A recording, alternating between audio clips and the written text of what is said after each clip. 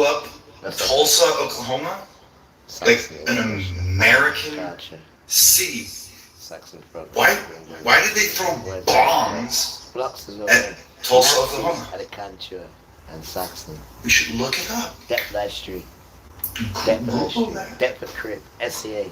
Friday. I want y'all to know, man, Cecil Williams, right? Y'all know this legendary picture right here. That's right. Of the brother drinking out of the whites only water fountain. I always wanted to ask you, Mr. Williams, was it a spontaneous act of rebellion or something you planned to do at the state?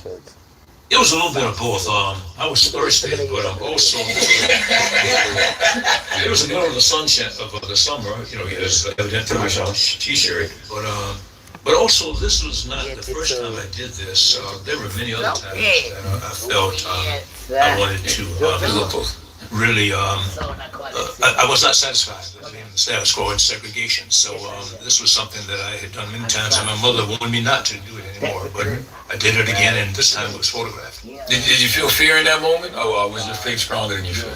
None whatsoever. This is about 15, 20 miles from Orangeburg and on Highway 21 and coming back from an assignment for Jet magazine.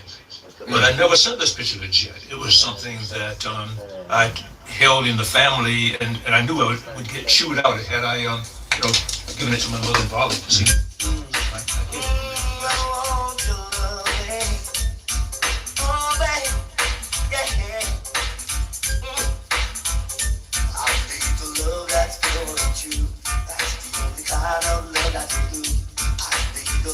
Sure and strong. That's the only kind of love I can depend on. When the days are lonely and the nights they get so long, I need a kind of love I can lean on.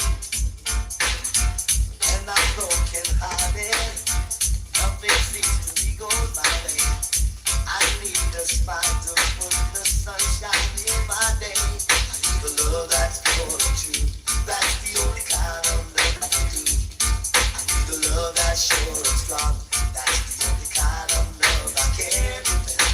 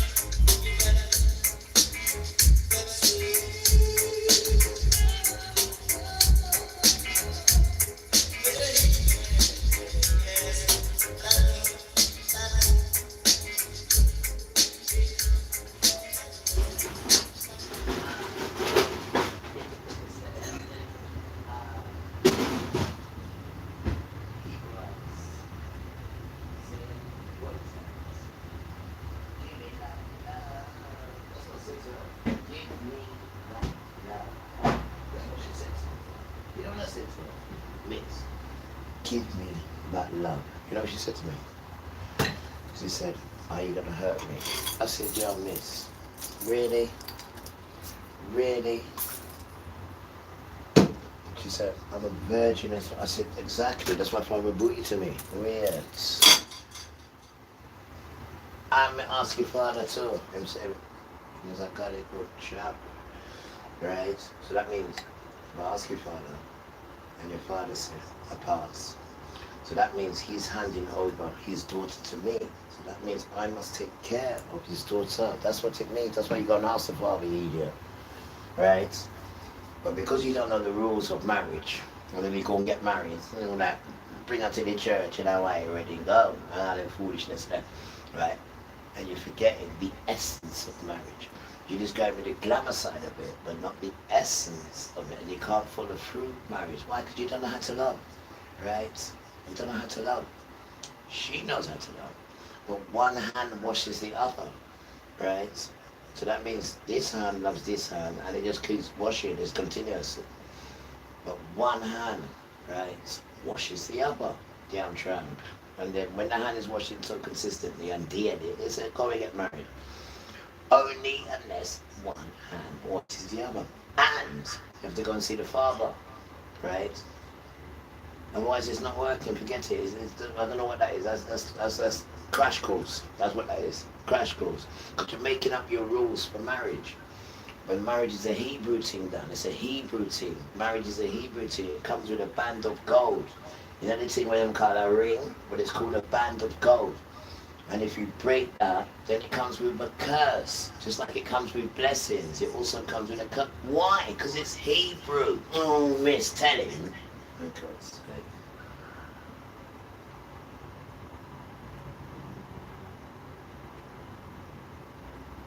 He must think, miss, being a Hebrew is easy. I don't me tell him, Tony, lyrical sako salopwa. You see there. You know, she said, the ancestors from before, them get it wrong. You know, she said, you only know us, right? Because our ancestors got it wrong. That's how you know us. In fact, we can go further, you know. The good Elohim. Right? Because the children piss him off so much. He said, you know what, take them, just take them, right? And here's all the choices of take them, right? And do whatever you want with them. How long for? Forever? No, not forever. 400 years, right? Now, you would think throughout the century and the generation, and they would have learned to think it was us that did this thing wrong. So we need to get back good with Father and get our strength back and our power back. And praise Father, and then our lives will be good like that forever and ever. Oh, now they ain't got it out. You know what they're thinking? They're blaming white people. They are blaming the good Gentile, right, for enslaving them. Now let's go back, right, and let's have a look at the scripture properly. And the scripture says, if you keep behaving like them, I am going to bring you and give them to you as a present, sealed with a slavery kiss. They didn't believe. They didn't believe. They didn't believe. All they wanted to do was go on the veranda and go back on the boat and go back to where they come from. Father says, go and get on the veranda. They're like, hooray, hooray. And so we're getting on the top of the veranda, but we can just look at the sea while we go back to Egypt. The sea, get back at the bottom of the ship. You're going in the bottom of it as slaves, right?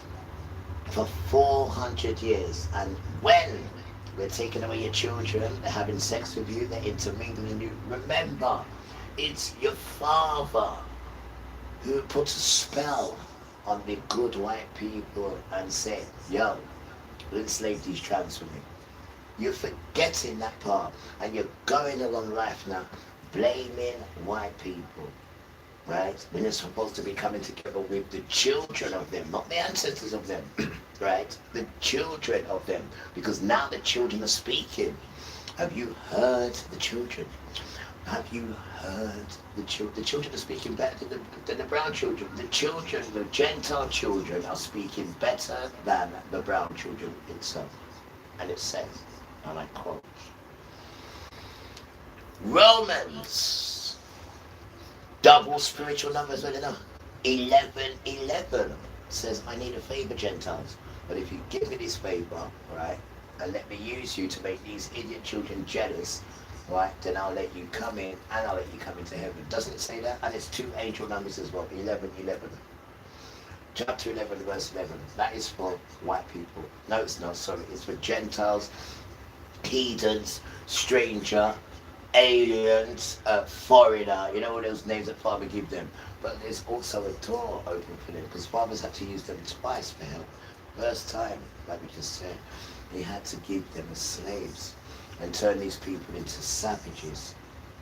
Right? But you can't see it like that, can you? Because it's a game. Let me undo the game for you a little bit. You had to turn them into savages to do whatever they want to do for 400 years. So he had to ask them for help.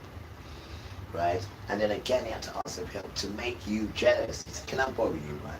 To make my own children jealous so they can recognize me. Now that is really sad, that your own father has to go and get other people's children to make his children jealous to recognize him, right? But because he's such a merciful father, he hasn't used those children.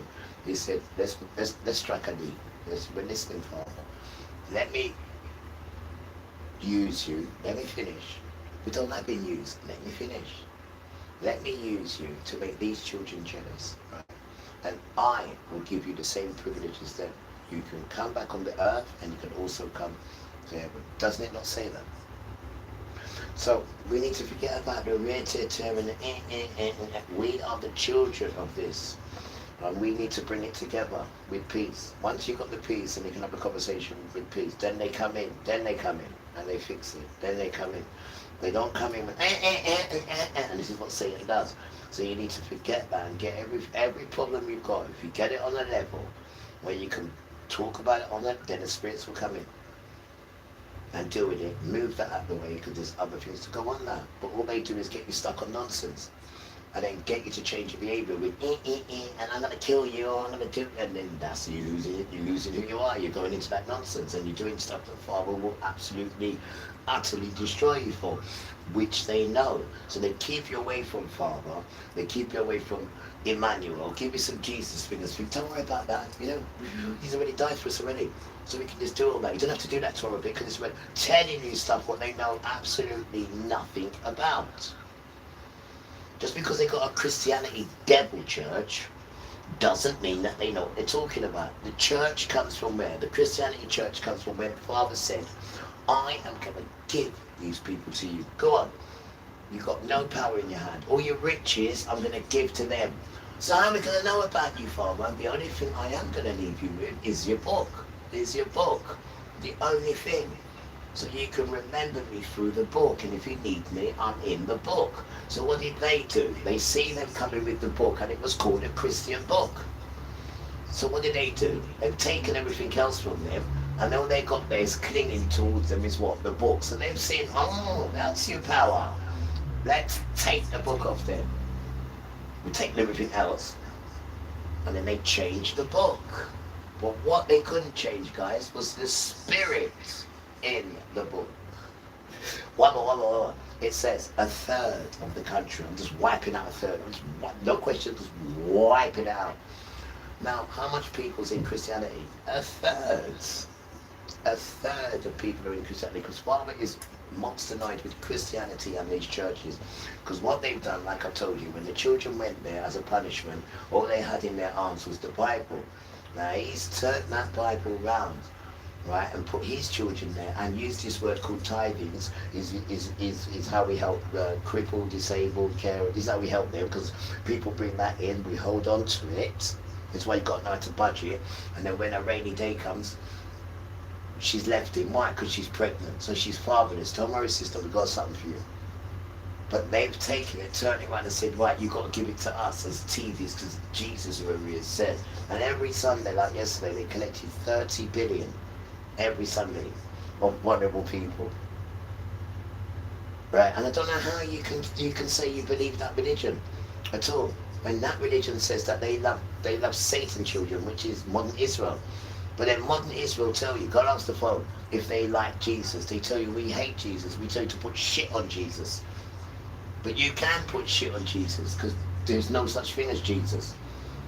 Right? And then they tell you, if you read the Torah, the book that showed you who you are and where you get your strength from. They say they will put you to death.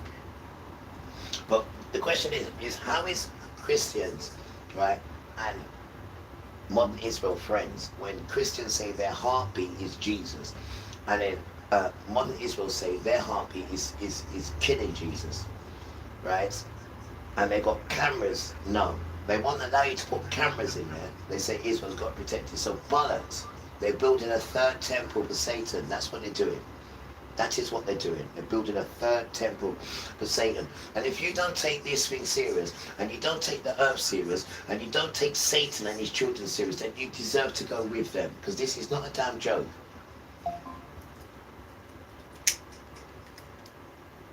And if there's no fight in you to fight for humanity, or even to go and inquire, right, to see who these Secret Service people are, who these masonry are, who these demonic devils are, who pose like they're nice people, like they're us, right? But when they've got you so soft, they drive around in 666 private number plate as well, subtly trying to bring this thing in. But when we say boo and we go ouch, they run. They absolutely run. And all this talk now is absolutely frightening them. You haven't seen anything yet. Wait till when we start pulling things from the sky. Wait till when things start coming out the sky. It's got your name on it. It's coming straight to you with aggression. What you're going to do, you're going to shit yourself. That's what you're going to do. But it's all right. It's okay. Because it's absolutely terrifying. It's out of this world what's coming. So it's all right for you to piss and shit yourself. Because you will go back to being the little boy that you are. Don't worry about that. But they're all planned. And they'll do it in front of everybody. Seems to like to be famous, Satan. They like to go into your children's spirits, push their spirit down, and then you go into doing all your madness and all that. Don't worry, it's going to push you right at the front. So people can laugh at you, then pick up stones and stone you. Because this is what Hebrew do. We stone you down. But every rock's there, so we're rocking you. And if one bit touches you, then your body falls off. Whatever, right, it touches, it falls off. You're going to know about being a bully. You're going to know that stuff. Me telling you, here's a...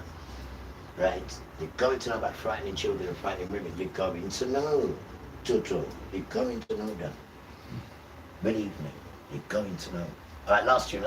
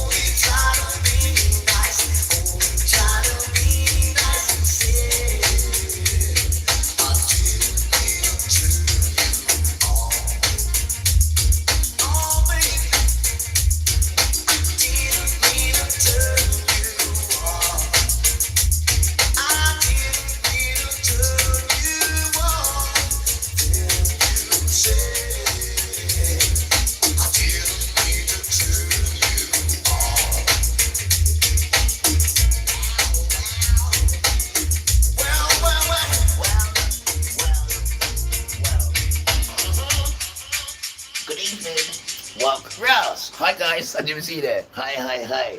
The crew. The Fiat Pal crew. Dedication to everyone. I'm just in a good mood, guys. Why? Because people are joining together. Children are talking, especially white children as well. You know what I mean now? Because I bet you didn't see this, did you? I bet you thought everyone was turning against you. No, you're fighting for your rights. That's what you're doing. You're fighting for this thing in you. And the way you keep carrying on, people will accept you. I've never seen this side of you. You're showing humanity now. People will accept you now. I don't want to mention about what you've done. You just keep talking about what your parents have done and what you've done. And how you've been brought up in a house. Well, all that nonsense is going on because now you're bringing it there and you're leaving the cameras on and you're having a conversation with your family and you're seeing how arrogant and ignorant they are. And I feel sorry for you people because the woman in there, she's crying because they're not listening to her. They're trying to twist their words. And this is what white sons do. This is what they do, and it's annoying. And I feel it for that girl in that documentary. But this is in her house, she just recorded it. This generation's not having it. Your white supremacists, they're not having it. And you need the children to implement that nonsense because you're going to die soon, as you know. And we need to get you elders off the dance done because you don't bring humanity in.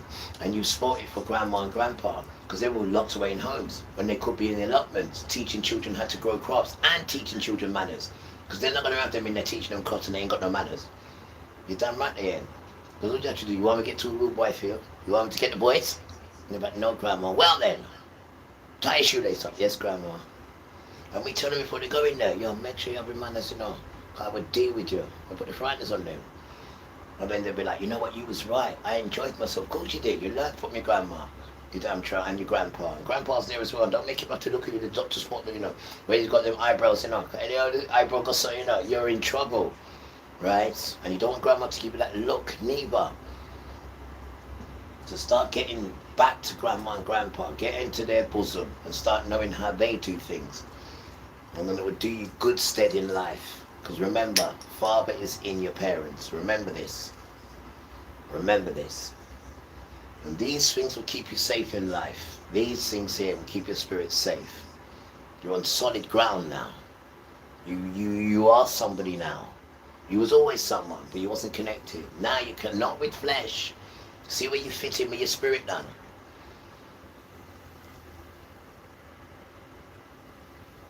And that is the dance. And white elders are getting left behind. White children, eh? Because they're coming humbly. And when you come humbly, all we can do is accept you, Rasta. You're damn right. Come humbly, Rasta. You'll learn a lot of things. And we'll learn from you as well, because everybody's learning. No one don't know nothing unless you're in that white supremacy nonsense done. Right? And that only teaches you one way to keep that thing going. Doesn't matter at what cost. Right? Dismantle yourself from it. Because now it has to pay for all the wickedness it done. And the further you go back, the more you're just horrified. The more you just and nobody ever went to the bodyguard and said to the bodyguard, who is going to bodyguard Mr. Bodyguard? And no one did. Right? And no one did. Now look at the dance. Well, now you're thinking that these are the sons that Father created. They're not the sons. They're the sons that are equal as the widow. Right? As equal as the fatherless. These women. We put them there in that category. And Father says, still help them. And we do, but that's the category they're in. Because Father's put everyone in categories. So they want to put us in middle class, lower class, top class. No, that's just from stolen riches, you tran. That's stolen wealth and stolen properties. You've done everything on stolen stuff. Right? Because you was put at the back of the queue. If you wasn't, you'd have stuff. And that common sense just tells you that. You would have stuff, but Father put you at the back. But this time now he's coming to kill you. Because you're not going to change, are you? You think you and Satan's got a plan for Father. Well, after 3.5 years, he's going to then get the earth to turn against you. And then when you see stars, and you know how much stars there is, there's millions up there. When you see stars just dropping out the sky, BAM! Huh? When you see there's no vegetation, there's no vegetation at all, there's none. There's no trees for you to get fruits from. There's no water, it's all blood. Everything's pitch black dark. And the trees are running after you as well. And the birds are hungry. They're looking for flesh to eat. Because that's the curse they've got now. To eat flesh. And to drink blood until you're drunk. That's what it says. And then we've got the sea monster for day 5. Nefarian. And then there's another one as well. A moth, something, I can't remember that one's name, but that one's not the one to really fear. The one to fear is Nefarian. They've got the same name as our tribe where we come from. You stay there, guys. I wouldn't like to be left or right at all. And nor would you, man. Nor would you. So you need to start thinking about your spirit, guys. Beautiful children, right? And don't be frightened, though. Not to be scared of, because it's going to happen whether you're scared or not. So we need to stop being scared, right? You, sister, need to put your big girl panties on, and you, son, need to put on your long johns, right? And get on board, bro. Before father sees you as one of them and treats you like one, and you don't want that, right?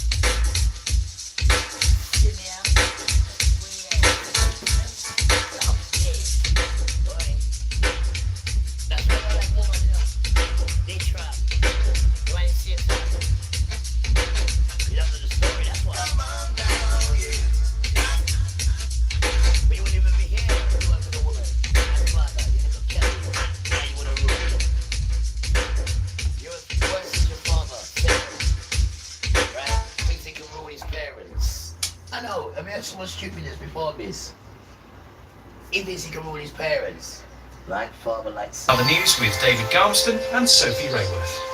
So we have to grab the grandkids and say, don't be like that, because you'll get killed. Tonight at 6, the would-be Prime Minister Andy Burnham in Manchester sets out his vision for the UK, promising a major shift of power out of London. Oh, please. Now get this. Oh, get Number this. 10 North will be the nerve centre This ugly of boy. a rewired Britain. Ugly boy. Come on, Lord. This is Andy Burnham's big, broad pick of how he would like to govern the UK. Taking the lessons he says he's learned as mayor here, he tried to apply them to the whole country. Also tonight, some breaking news. After 3 years of walkouts, England's resident doctors have voted to accept the government's offer on pay and jobs, bringing an end to the rolling strikes. More than 4 days after the earthquakes in Venezuela, rescue teams are still managing to pull some survivors from the rubble, but tens of thousands are missing. First Emma Raducanu, now Jack Draper. Both Brits are out of Wimbledon on day one as they withdraw with injury. And one of the biggest stars of the 70s and 80s, Dame Penelope Keith, has died at age 86. In the West, a woman who lost her baby at the failing maternity unit in Yeovil. Now other patients speak out. And crazy golfing, the players doing 100 holes in one day to raise money for charity. The details in 30 minutes.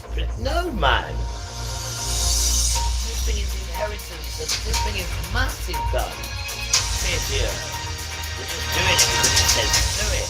Good evening. The man who looks set to be the UK's next Prime Minister, Andy Burnham, has laid out his vision for the future in a speech in Manchester. He said that Westminster was broken, the UK was stuck in a rut, and he promised a new direction with a major transfer of power away from Whitehall, London, including what he called a number 10 North in Manchester.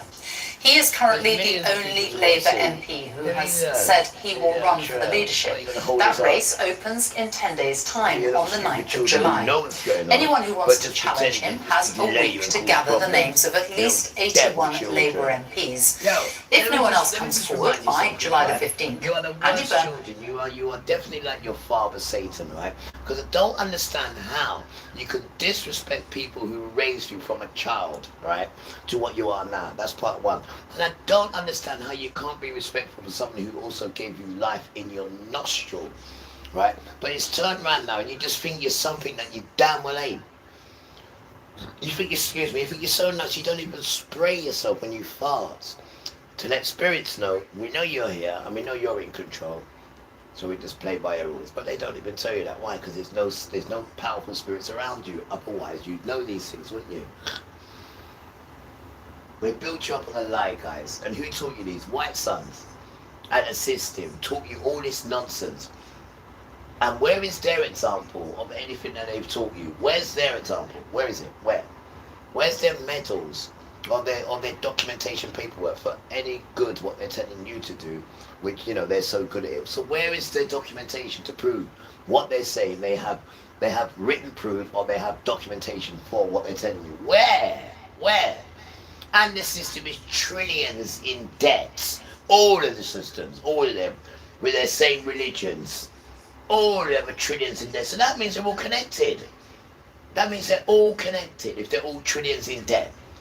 Right? And where these sons are idiots, they ain't got no money or no nothing, they got all that from devil families, the Rothschild, the JP Morgans, the Rockefellers. There's many more of them. And on their money they say, we put on the back of our money, you pay the federal. So you look at the back of the American money, it says federal. They put their receipt on there to make sure that money's ours and you're paying a debt to us. And they're still 200 and something 6 trillion in debt. America 276, something like that, trillion. 200 trillion. Money that we've never seen in a lifetime. So who is funding all these countries, all this money? Because these sons are so pathetically stupid, they can't even make money. The money what Satan give them, they can't even double it. Father gave you us, and Father gave you our riches, and you enslaved us and made billions out of us. Where's all this money? Where's all this money? So how the hell can you be trillions in debt as well? Huh? You failing sons. That's what that's showing you. And then you want us to trust in Andy Pandy, who you had to get from the north. And then you're going to make things all right for people. How are you going to do that? How? How are you going to do that? With these sons? How? And the problem is the sons. That's what the problem is. The sons are the problem. And now you've got to got one from the north. You're a joke, guys. You're a joke. You're trillions in debt. And you still, yeah, because you've never had it so good. Even though you're trillions in debt, you still never had it so good. Lying to people, because you've never had it so good, you tramp. Stuck in a rut, and he promised a new direction with a major transfer of power away from Whitehall and London, including what he called a number 10 North in Manchester. He is currently the only Labour MP who has said he will run for the leadership. That race opens in 10 days' time on the 9th of July. Anyone who wants to challenge him has a week to gather the names of at least 81 Labour MPs. If no one else comes forward by July the 15th, Andy Burnham will become Labour leader on Friday the 17th of July, and he'll be Prime Minister the following Monday. Our political editor, Chris Mason, was in Manchester for his speech this morning. Just murdered and killed him. Because they wouldn't go on with your nonsense. This was a home fixture for Andy Burnham, the man who was mayor here a fortnight ago, could be Prime Minister 3 weeks today. Good morning, everybody. Revelling in this stage, We want his project. this platform. Are you ready for this? He was. Ready for what? His big idea today, devolution, Yeah, these Westminster, sons of Messiahs, we giving have to get power rid of these away. I am going to do things. You know, Ready he for- noticed as well. He was the only one who noticed, and he said, "How is it that these black people, right, these black sons, how is it that every time the sun comes out, they change?" He was the only one who noticed it. Edgar, we was his nightmare. That's FBI's finest. Anytime we go FBI, you'll always see his name, Edgar Harris. You always see him. The one that killed Malcolm X and Martin Luther King and all. Yeah, he was petrified of us. He said, these are messiahs. We got to stop them. He was petrified. We don't stop them, then they will shut down our America state. That's how petrified he was, and that was FBI. And he knew everything about everyone. Edgar Harris, these white men. They're a danger to society, bro. They're a danger to themselves, they are. They even kill themselves at the end. They're a danger, these white men. Because all they want is to control and that, but it's not them, it's the people who are forcing them to do it, the top people who are hiding them, who want to get us as children. So they make them servant lords and keep them everything to make you think that these are the sons, but they haven't got the behaviour and the way how they treat their women and the way how they treat their children. People run away from them. So there's no way that even if Jesus was real, there's no way he could be white, because you've got no sons to show the behaviour of a good man. There's not one white man, not one. And even if there is, then he's into paedophilia, or he's been caught for some historical crimes with children, or some woman's got something about it. These are your sons, bro. Because the system allowed them to be like that. The system told them how great they was. Remember, they built hospitals, not for women. Remember, they built hospitals, not for women. They built it for men. You stay there. These are some horrible sons. They swap pregnant women for items. In Bristol. They are wicked sons, Rasta. They're against humanity, but then they need her for food, for shelter, to clean him, to do basics, because he cannot do basics. He's a caveman. Go and test him with basics and see how pathetically childish he is. Go and see him, because don't forget, no, basics is an everyday thing. You have to do this thing consistent every day. Now go and watch him for a whole day. Go and let him do the basics on his own for a whole day and see how pathetic he now is. And that's what he hides behind. Not having to do these things. He's pathetic, man. And if you cannot do the basics, guys, you're pathetic.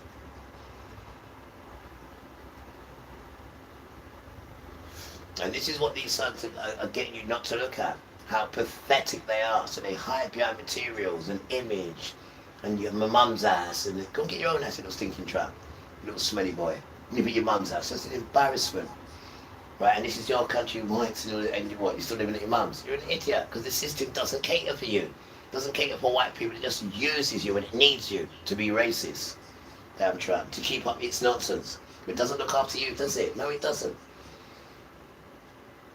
Tells you to turn a blind eye when it puts in laws about not protecting your children, and you damn well do it.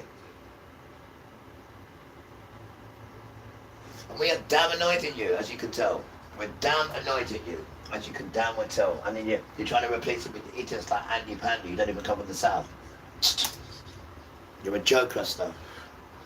You need to wake up, guys. Good morning, everybody. Revelling in this stage, this platform. Are you ready for this? Ready for what? His big idea today, devolution. Westminster giving power away. I am going to do things differently. I am going to break with the more of the same approach that has got us here. The change will be the biggest change in our lifetimes to the way the country is run. He says he would set up a prime ministerial office in Manchester. It would be, he claimed, the nerve centre of a rewired Britain. The job of Number 10 North will be to make power flow into the Midlands, into the southwest, into the east of England, and yes, into London, as I said before, as much as into the northeast, Yorkshire and the Humber, and here in the northwest. It will be about offering new opportunities to extend devolution in Scotland, Wales and Northern Ireland. So what practical difference might this actually make? He has this idea, albeit without any detail yet. On utilities, we will ensure all parts of the UK are able to take greater public control of essential services like water, housing, energy and transport. And he promised this for England. Number 10 North will oversee the biggest council house building programme since the post-war period. He also wants to change business rates in England to help the high street and pubs. On arrival stage this morning, this reaction. Andy Burnham wants a number 10 in the north. But Burnham's devolution agenda, unlike ours, is stripped of private enterprise and ownership. It is loaded with Labour's instincts, more public control, more regulation, more taxes, all of the very things which have caused the problems we have today. Back in Manchester, Andy Burnham's rhetorical flourish. Imagine good growth in every postcode and hope in every heart. Well, imagine no more. Let's make it happen. This was Andy Burnham's big, broad pick at how he would like to govern the UK. Taking the lessons he says he's learned as mayor here and trying to apply them to the whole country.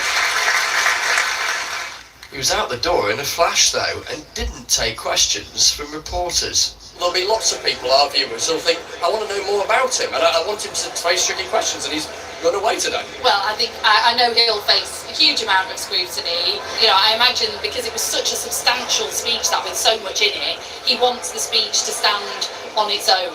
This number 10 in the north idea, I mean, it's all very well, but from your perspective, it's the wrong side of the Pennines, isn't it? I'm not going to fight about that. It's a small train ride. But as he said, it isn't just for the north. Look, good luck to him. The speech doesn't change anything, but it's the start of that change that I think people want to see. This, then, the essence of that start. Andy Burnham's pitch. He's a heavyweight with hope. Chris Mason, BBC News, in Manchester. We'll speak to Chris in a moment, but what do voters make of the speech? Danny Savage has been to Horsforth in Leeds to find out. After today, does the north of England feel championed by Andy Burnham? Is he everyone's cup of tea? Do you think a north-south divide still exists? Yeah.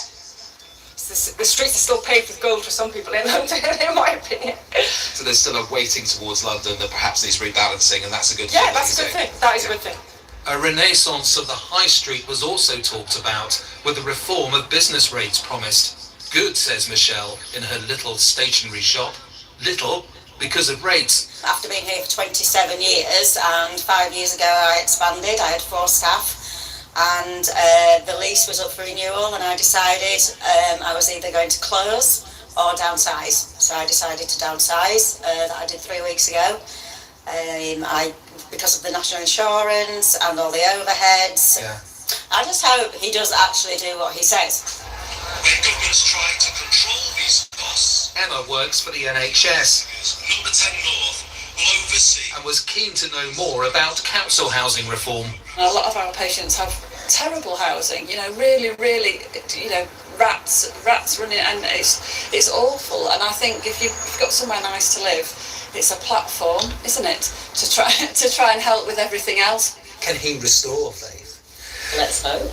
But life experience says to you, you're not sure if he's actually going to achieve what he's setting out to do, yeah? Well, we've been let down so many times, haven't we? So, no, I'm not convinced. I need action, not words. The majority of people who I've spoken to, who are all working people, would prefer a general election, because then they feel that they've more say in what's going to happen than just a shift of power, really. Northern England is watching with interest. Danny Savage, BBC News, Horsforth in Leeds. Well, Chris Mason is here with me, back from Manchester. Andy Burnham calls his ideas Manchesterism. Is it clear what that actually will mean? I think we got the broad brush of it today, but there's clearly lots of detail that Mr Burnham will need to fill in. What I was struck by today, Sophie, is that Mr Burnham revels in being on stage. You could feel it in the room. He's comfortable doing the vision thing as a politician, and don't underestimate the contrast that many Labour MPs in particular will see on both of those points compared to Sir Keir Starmer. I thought what we got from Mr Burnham today was broad and bold in vision, but as you say, the detail is going to be absolutely key. He also said, and this is a challenge for him, that he reckons he can do what he wants to do within the promises set out by the Labour Party 2 years ago at the general election, when he wasn't even a candidate for Parliament. So he wants to be bold, but within that set of promises. Clearly detail and delivery is going to be key. We've heard some of the scepticism articulated today, for instance, by the devolved governments in Scotland and Wales, led respectively by the Scottish National Party and Plaid, who both aspire in time to independent nations. And I think that in itself is one reminder of the backdrop that Andy Burnham will inherit if he becomes Prime Minister, the backdrop that's caused Sir Keir Starmer so many problems. We have an impatient electorate and we have a fracturing politics. And for Andy Burnham, a vanishingly small amount of time to get himself ready. He could be Prime Minister 3 weeks tonight. Chris Mason, thank you. Now to our breaking news, and England's resident doctors have just announced tonight that they have voted to accept the government's offer on pay and jobs and end their rolling strikes. The walkouts began back in 2023. Resident doctors, who used to be known as junior doctors, have gone on strike 15 times since then. And it comes on the day that resident doctors in Northern Ireland are taking part in a 24-hour strike about pay.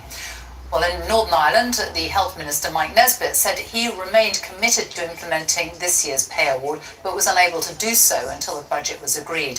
The British Medical Association says its members' pay in Northern Ireland has decreased by more than 20% since 2008. Our health correspondent, Sophie Hutchinson, is with me now. So this is a big moment, isn't it? After 3 years of rolling strikes, which have caused a lot of problems, a lot of disruption. Absolutely. We've seen hundreds of thousands of appointments cancelled within the NHS. It's taken 3 years, 4 health secretaries and 15 strikes to get to this point to end this dispute in England. But the BMA, the Doctors' Union, has said today the government's offer is sufficient for the time being. There's no extra money in the deal. Doctors have already had rises of 33% over the past 4 years. But what they will have is to progress more quickly through the pay scales so that they will get increases in pay faster. There'll also be 4,500 new training posts for them, and they will have their exam fees paid for as well. The BMA said, but the Penelope Keith, famous for her roles in 1970s sitcoms The Good Life, looks back at her life and her career. The ooh-ah bird is so called because it lays square.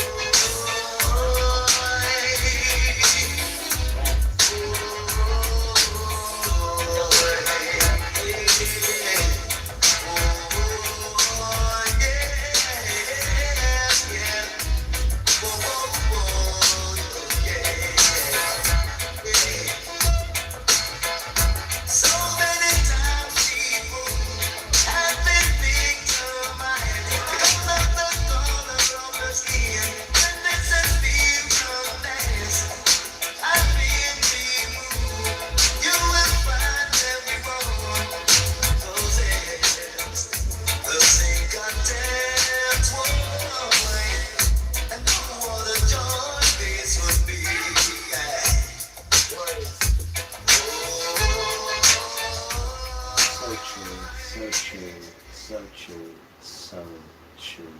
Frank, it outside, always missed, never forgotten.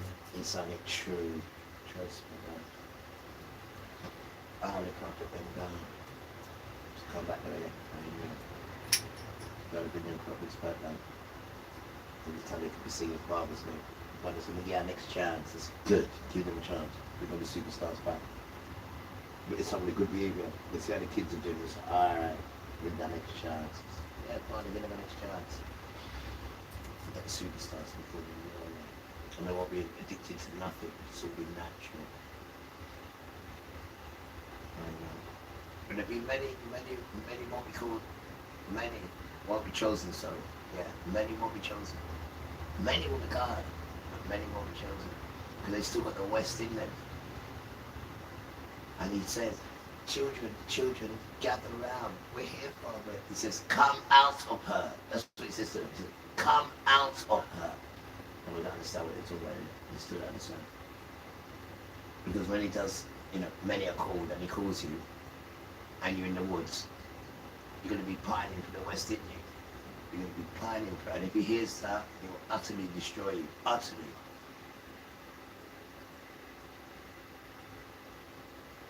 Because you know what he'll be thinking, the way he'll be thinking. It was so weird. The boy see a time, right? And in foolish children, right? I keep dance for 7 years. And I took you out of that dance.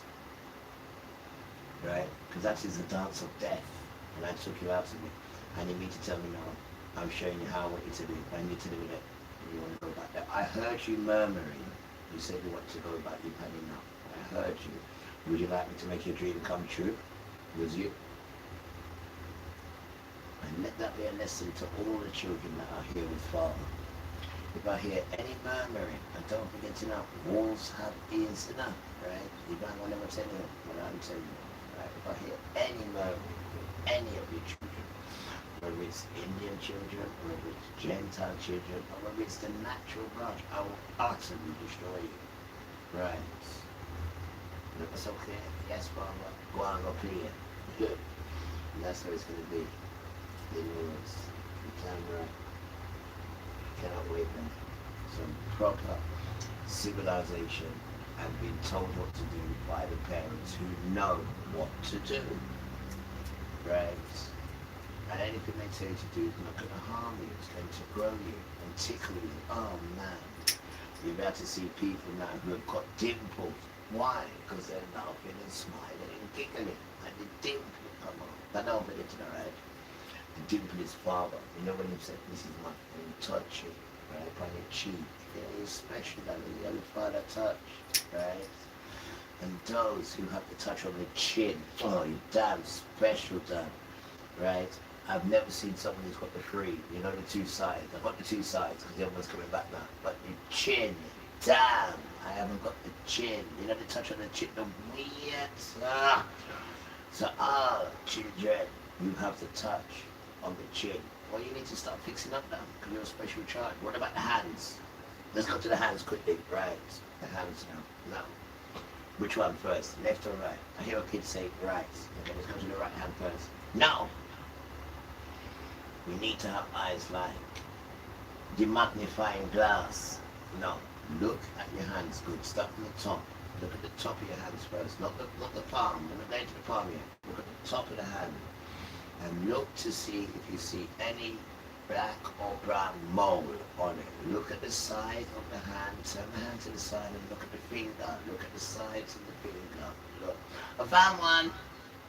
Yeah, I found one. Right. Now, turn the hand now to the palm.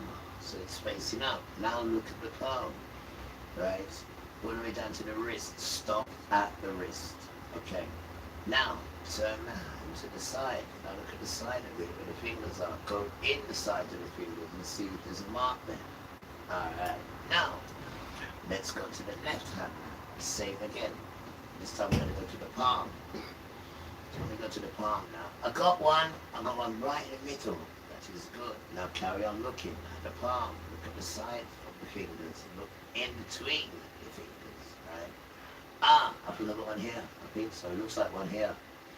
And the glasses to see if you got one after. But wait, now turn the hand over. Bang. So now you got the top part of your hand showing. Now look at the top part and see if there's any marks there. You got any? I'm looking. Put on the glasses, I can see. Look at the sides, any in there? No. So tell me now, after this experiment, what did you see on your hands? Well, on the left hand, there's a mole there. And then on the right hand, there's a tiny mole there. And I think there's another little one here. Well, that's enough. That's enough. Well, then I'm telling you these things. This means your hands are gifted. It goes more. Now, when you start to do the Torah, and you start to live the way they say to do, and you stop eating the pork, and all that nonsense, and he said, don't touch it. He didn't say don't eat it, did he? He didn't say that. He said, don't touch it. Right? But you're starting to eat it. So when you stop doing all them things and doing the right thing, then you can look at your hands and say, right, where is one or two? When you got the mole on your hand, and that means when you touch things, it will come to fruition. So if you've got these traits, and tomorrow I'll tell you another trait, if you've got these traits, then it means you need to get rid of the old, right, and start cashing in with the new. You get me? Because he ain't going to tell you these things, is he? You damn try. He's just going to think about how he can make money off you to keep his economy going. And at the same time, his sirs and his lords are the ones that we got to honour. And at the same time, we've got to turn your blind eye to the children. So he's paedophile, mates, can have their wicked way with them and all that nonsense done. You need to wake up, guys. You need to wake up, Rasta. Beautiful children that you are, they're no different from you, right? If they haven't got a nostril, then you have to respect them, because that means they're on a different planet now, and they can maybe do things that we can't. But they have a nostril, so they're under control, because they have a nostril, they're under control, and it's a pecking order, right? And the only reason why you can't go show up and put on your dress and put on petticoat and all that foolishness there, right? It's because the children was in detention. Why was you in detention? Don't get cheeky. Well, tell me then, why was you in detention? Because some of our boys wanted to put on a dress like you, right? And father says, nah, mate, that ain't happening. Not on my watch, right? So he said, look, this is going to be the 4th time, but it's going to be the final time. Now I'm going to give everything that I'm giving you, right, to the dress man and the dress woman. And I'm going to give them your riches. And I'm going to give them also the Ark of the Covenant. And these things you have to go and get back. Right? So we're not happy with our ancestors. That's what you're hearing. We're not happy with you at all. Right? Because our father's vexation, he gave you the Ark of the Covenant. But remember, the Ark of the Covenant is a genie bottle, guys. It's a genie bottle. Things come out of it and kill these people. And then they bring it back with gifts. One back Ark of the Covenant. E-Trab. Right. What happened? Yeah, just come to see you. Right, I done that thing for you. That's yours there. That one there. The meat. This one's yours. Oh, really? Yeah. Oh, thank you so much. That one's yours. I wanted to start with this. You're going to do bread with me. Yeah, that's fine. Yeah, I got bread. Yeah. And I did it. I got my scripts still. No, that's fine. And I did it scripts again. Oh, yeah, just that will be fine. Yeah. Would you both go alright? Yeah, it was fine. Just talking to family, praying. Everything is good, yeah. Everything is very positive. Nice. Everyone is feeling encouraged, by those conversations. Good. Father is helping us. He's guiding us. Yeah. So Everything is blessed. Yeah. Alright. Love. Yeah, everything is going good, guys. Everything's going good. Right, where are we going? Back to some deep British, right? I hope everyone's doing good and I hope everyone's spreading love, even if you don't agree with someone, because you don't hate no one. We don't know hate unless they might show us. And no one has done anything to you to hate them. We might disagree with them because they might, get on your tits and all that, but that's a different story. I just want one thing. Is it there? Yeah, let me get it because it's up over there. Oh, you've got your... Okay. Just one. I like it that you keep them. You know why? What's that? Last time I had them was the last time I got those 2 from you. Yeah, when was it? Yesterday in the morning. Yeah. So I like the time that I'm taking between it. So I just want one. It kind of slows you down as well. Oh yeah, it does. Yeah, so let me go out for a quick one. Yeah, alright then, bro. Alright. I'm still gonna do that thing for you though. Sorry? I'm still gonna make one for you though. Oh, thanks. Yeah, We're that's still fine. gonna. All right, cool. Okay. And then going forward, I think I don't know what we were going to do. I'll try to see whether I can also borrow money so What's that we that? can add to our weed, our usual supply of weed. Oh yeah. Probably exactly. work that out. Yeah, They exactly. work that out. I've noticed that you're very calm about. Yeah, because Father will work it out. Yeah. And all money situations, he brings it to you. When you need it, as you blink, it comes. So if I start worrying about it, he gets annoyed. And because what, you don't believe in me? I told you I'm your inheritance, and you don't believe in me. So if I start worrying now, he gets annoyed. Yeah. So I just leave it to him, and then when it does come, then I start moaning, and then he brings it. Well, that's what seems to happen. So I'm not going to upset him. You have so much faith, my friend. Yeah, I have got faith in him because he's real. He's real, man. He's real, man. He's real. And he's all over me, bro. And I'm all over him, though. And he caters for me, though. And I cater for you. I cater for everyone through it. I don't do it. I don't work. It's Father.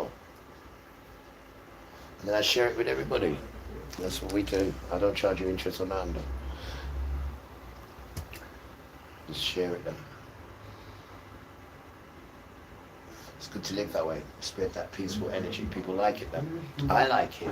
And people are happy with it. And people get by and then they start helping people as well. Help people, man. And then they will give it back to you.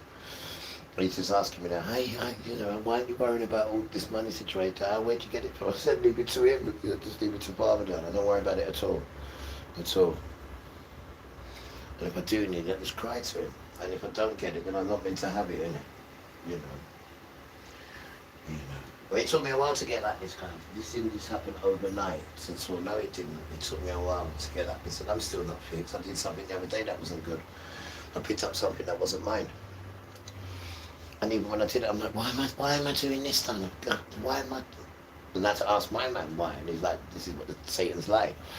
Even when things are good, you can still walk into it and do it. Still, and I did that wrong.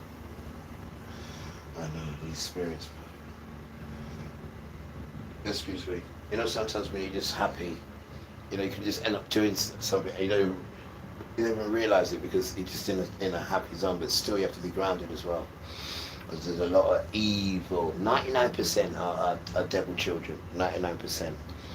Not like 100% devil children, but 99% are devil children. Not 100% devil children, no, but are entwined somehow with devilness, because that is the whole thing that's spreading, and Satan does his best to make sure he infects other children, and other children infect their friends with this Satan nasty nonsense, because they don't hear of anything good, right? And especially children, where children are growing up into a world where they've never seen anything before. They don't know nothing. All they know is what they've seen, so they think everyone is like that. Well, let me tell you something, children. Everybody's not like that, you hear? So everybody's not like these idiot sons at all. We have beautiful hearts and we're militant like lions, but not to children and women. Right? We are to you, though, and you know it as well. We pick stuff at the sky and chuck it at you, bro. Because you're a bully. And this is not how you live, children. This is not how people treat each other. And nobody comes to you with an erect penis. Wouldn't even know what to do. Right? But this is what these sons do because of Esau, which is modern Israel. That is your threat. Modern Israel. They're not even Israel. They're Ashkenazis. Right? They're nothing to, well, they are, because they're the twin of us. They're the red and hairy one. That's them. Intermingled with Esau as well. That's what really done it. It's the Esau team. And they went in the Caucasus Mountain and then intermingled sexually, and then that's what you got. Look at it. Go and have a look at them, man. Look at them. I mean, if Father was going to use children, he'd use Gentiles, right? Because Gentiles are more attractive than them. Gentiles' music is more better than them, and we get on with Gentiles. Father didn't put us with the Esau children. Don't forget, Father scattered us, and Father asked white people, Gentile people, for a favor, for help. Remember, he didn't ask the devil children. He didn't ask them. He didn't ask them at all. He went to you guys. Remember that. And now they're trying to say that you are Satan's children, and they're not. And they're not Gentiles, they're trying to say. The only ones who are not Gentiles are the Hebrew children. They're the only ones. Everyone is a Gentile. And the reason why he created us was to show people how Father is, and how his children are, so the children would look and say, oh, we like the way they go on. Why are they going on like that? How come they got all this power? It's because of their father. So you can't be doing wicked stuff what they're doing and then still calling his name. That's why you don't know his name. That's why he won't give you his name. That's why he's not strict with you saying, call my name. And then also puts in Deuteronomy on your birthday, 5/11, May the 11th. If you use this name in any way, I will not hold you guiltless. Do not bring this name to naught. Didn't give no one else his name. Everyone's talking about Lord and Jah. But Lord and Jah and all these titles never done the nostril. None of them. They're not divine. Right? And these fools here know they're going. Well, the ones who are running it most probably don't even know they're going to die. See? And don't know that this thing what you're in is a satanistic dance. None of it's real. None of it. None of it at all is real. Not one bit of it. If you stop looking at the leaf of the tree and forget the roots and go straight to the DNA, you will see it, guys. And you need to see it. Because they want this. This thing here they want. This. They're not interested in the flesh. They want this thing in here. And so does Father, because it belongs to him. Not these tramps. Not these pathetic sons that think wearing a suit and talking your bollocks, excuse my language, Grandma, is going to keep tricking people. Listen me. You can fool the people sometimes, right? Tramp. You cannot fool the people all the time. Why? Because now they've seen the light. And most of them now, without violence, are getting up and they're fighting. Why? Get up, stand up. Stand up for your rights. Get up, stand up. Children are asking you, don't give up the fight.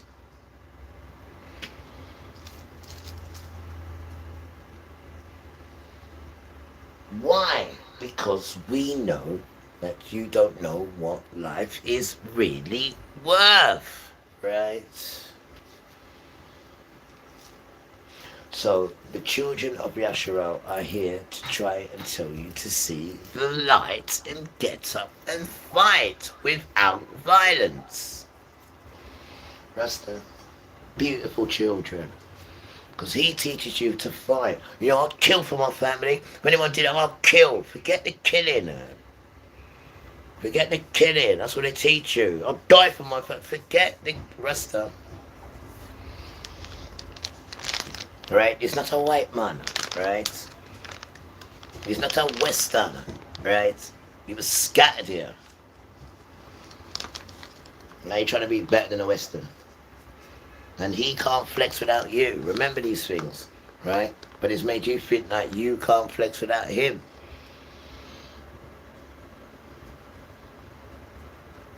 Right?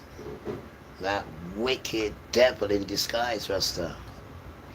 And he works for Esau, modern Israel.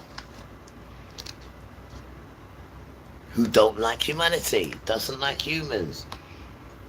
Because we pogrom them off, we done all sorts to us. We did, we done all sorts to them. We put them in Carcass Mountain, because the earth hated them, bro. The way they treated humanity. But it looks like they got the state to hide all that. Because they bought them off. I mean, your sons, right, are the easiest to buy, do you know that? Right, go and ask BT, right? They sold the gas. They sold the electric. They sold everything, your sons. They're a joke, man. I mean, how can you sell that, right, when the whole world depends on that? Sorry, the whole British economy depends on that.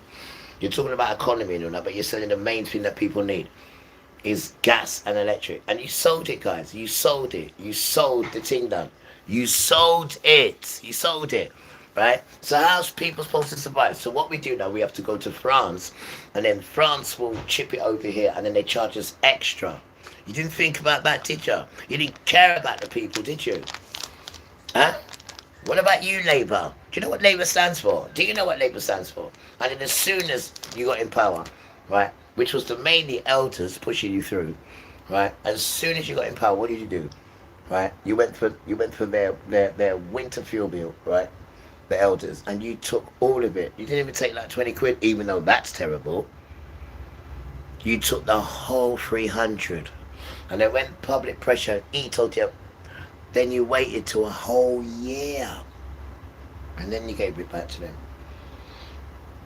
Right, but just remember, Labour, Conservative, if it wasn't for the people, right, you would have no empire. Let me say that again. If it wasn't for the people, you would have no empire. And you deserve not to have one, which you're not, because it's getting all dismantled. And when it does, and you go back to being, you know, the little wasteman caravan that you are, because you can't do the basics. You remember, right, when you had the system covering you, they was even calling you Lord and Sir. I know, I couldn't stop giggling then. Right, I was dribbling in my giggling. Right, everyone I've come across is a Lord and a Sir. I mean, I just can't believe it. Just because we're princes, you want to call yourself Lord and Sir. There's no evidence of you being a Lord and a Sir. None at all. We don't even know what it means. They're titles. Right? Because it says up here, look guys, it says in Hebrew, right? In Hebrew, Lord means Baal. Right? And we all know what Baal is, don't we? And then you want to come and call my father back, so the children don't know who their father is. And this is one thing we don't like you for, Esau, and we don't like you for white man, and we don't like you for Muslims, right? Because they done their best, guys, to stop the brown children from knowing which religion they belong to. And then got them jumping in Muslims and got them, but they're not brown men. They're not brown men. They're not men from Shem. Men from Shem, S-H-E-M, Shem, are all brown men. Men from the Bible are all Shem men. None of them are African, not one of them. They're all Shem men, S-H-E-M, right? But modern Israel is S-E-M, Shem, they are, right? Not Shem. Father gave the world to 3 sons. Not Shem, Shem. Not them at all. Not them at all. They're not even equal as poo-poo on Father's feet. Them dirty tramps there. And these are the ones that control your country. These are the ones that you're frightened of. These are the ones that tell you to put poo-poo on Emmanuel. And then you go and do it. And then you don't expect to die. And you're in Father's world. You've got no respect at all. But then you're just trying to go on stupid, like, oh, you know, Jesus is white. Nobody knows who Jesus is. There's no power in that name. Nothing moves, nothing happens when you call that name. That stupid name at all. And it doesn't answer to it. Don't care how long you've been using it. That's your fault and your problem. Right? The people that give you their names, their powerful names. When you call their names, things shake. You just don't see them shaking. When you call that stupid name Jesus, nothing at all happens. Right? Because that was engineered by devil children. So why the hell is that going to have any power when that comes out of anyone's mouth? Right? They drew a guy called Da Vinci. They drew his face and said, right, we'll use that face as Jesus. And that is how the face come across.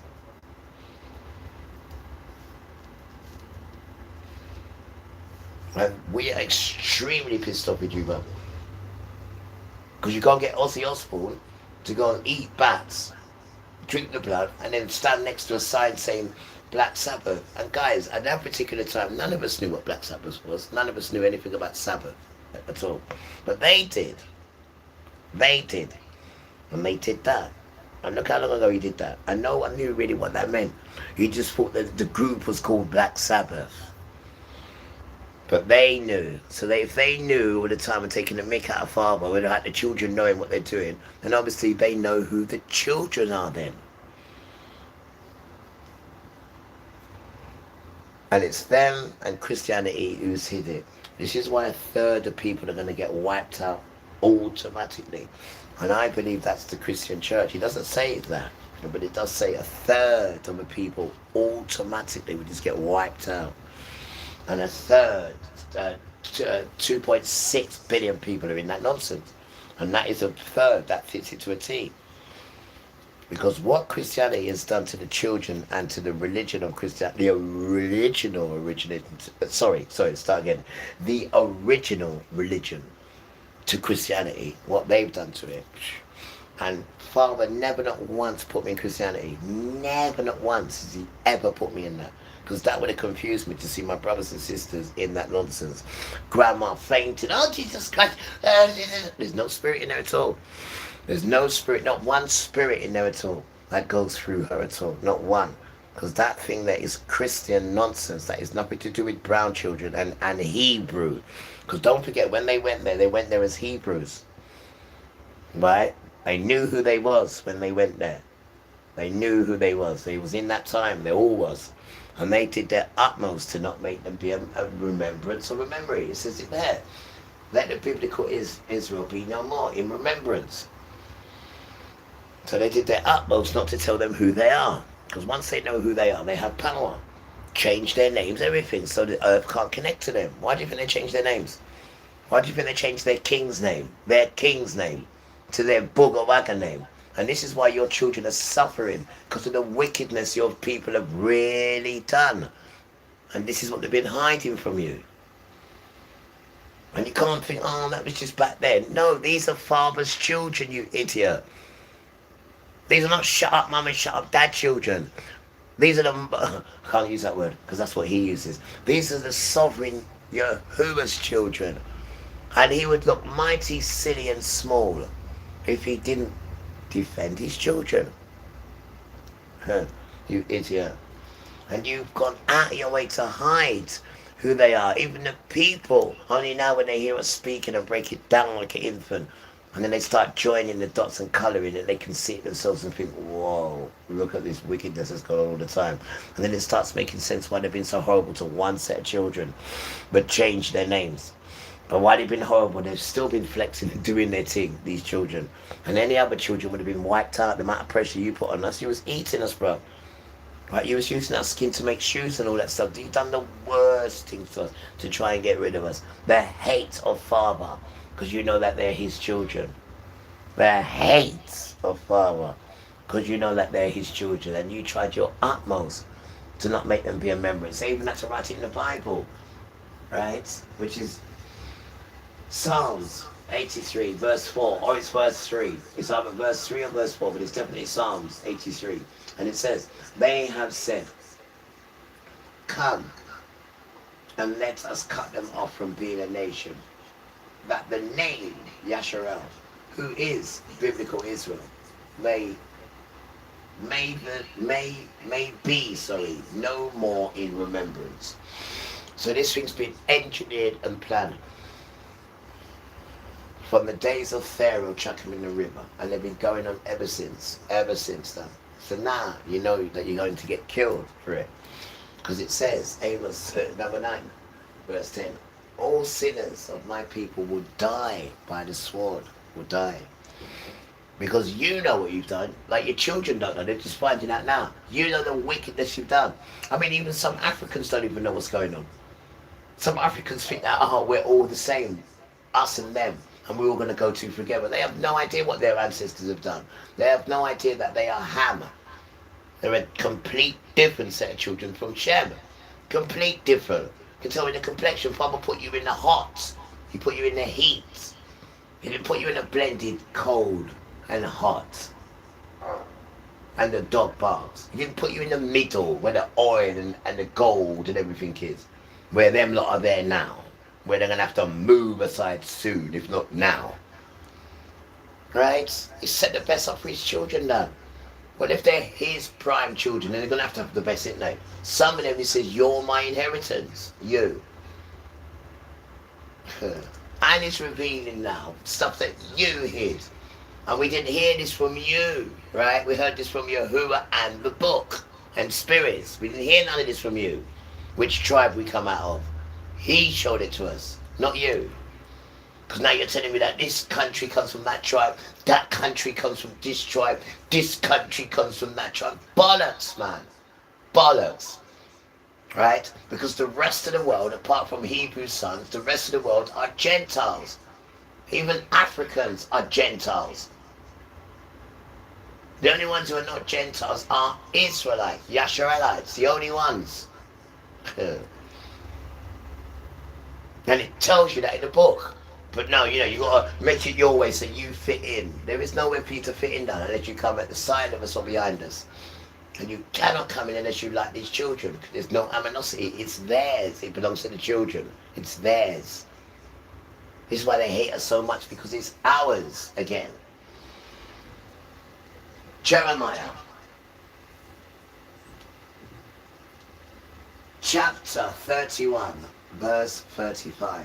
Jeremiah chapter 1 verse 35. Jeremiah chapter 1 I do apologize. Jeremiah chapter 31, verse 35.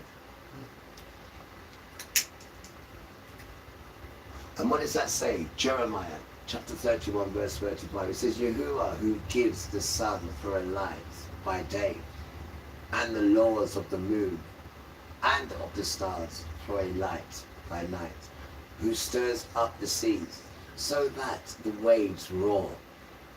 Yahuwah Trezevet is his name, says, if these laws depart from before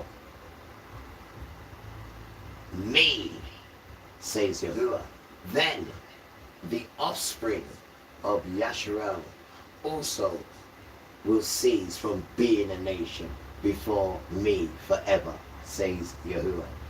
If heaven above can be measured, and the foundation of the earth searched out beneath, then I will also cast off all the offspring of Yasharel for all that they have done, says Yahuwah. So what does that tell you? So you're showing up in a world that he says, I will smash it up for my children. It don't mean nothing to me like my children, you idiot. And you're kidding yourself over this world which belongs to the children. And he's told you I'll smash it up. If you don't, the measurements of it, if you don't know it, you don't know it. Well, if you can find out the measurements of it, right, then I will smash up my children. That's what he's telling you, you damn tramp. And you want to fight over the scraps that he didn't anoint you. He didn't anoint you, none of it. It's anointed to his children. I've just been reading it in Joshua. Just been reading it. And we beat people, killed them, murdered them, the little ones, it says, the women, and took back our land. I'm not telling you that bit, but it's in there. But it's in there. So why are they telling you this bit? And obviously this is going to be happening again. So he's getting you used to it and ready to it. He takes out the power from your hand, completely weakens you, and puts power in her and tells us this is a command. So it's not that I don't want to do it, it's a command. If not, I will utterly destroy you. Go and get the land. That's what it says.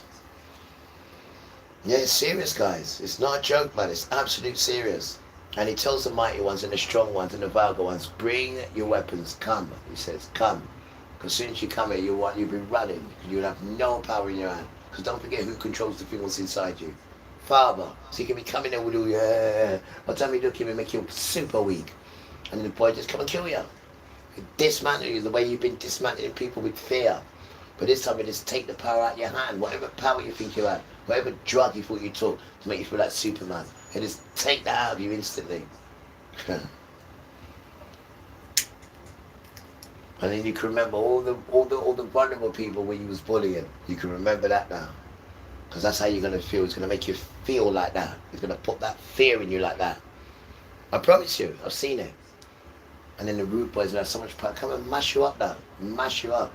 And then you've got that fear in you as well. The same sort of fear what people have got in you when they see you, because you've already hurt them and harmed them, so they know you're a bully. But you're going to have that in you, but 10 times worse. He knows exactly what he's doing with you, little tramp. You're going to be crying and screaming like a baby.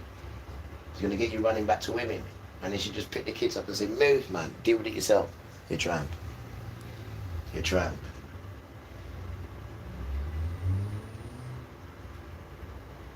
But you ain't going to stop beating up women, are you? And raping them, are you? And coming to children with an erect penis, are you? But you can't go to the woman with it, can you? Because you can't satisfy her, can you? Right? Or she won't even accept you. That's supposed to be why you go to children. Right? It's just the thrill of being a bully to a child. I mean, you really deserve to get your willy cut off, man. And I'm telling you something, but if father was to let me do it, I would chop it off, Dad. I'm telling you I would. And I wouldn't give it to the soul back on neither. If I was allowed to, I'd be really wicked to you. You know that, bro. I'm telling you the truth now. And one time he was a wicked child. One time.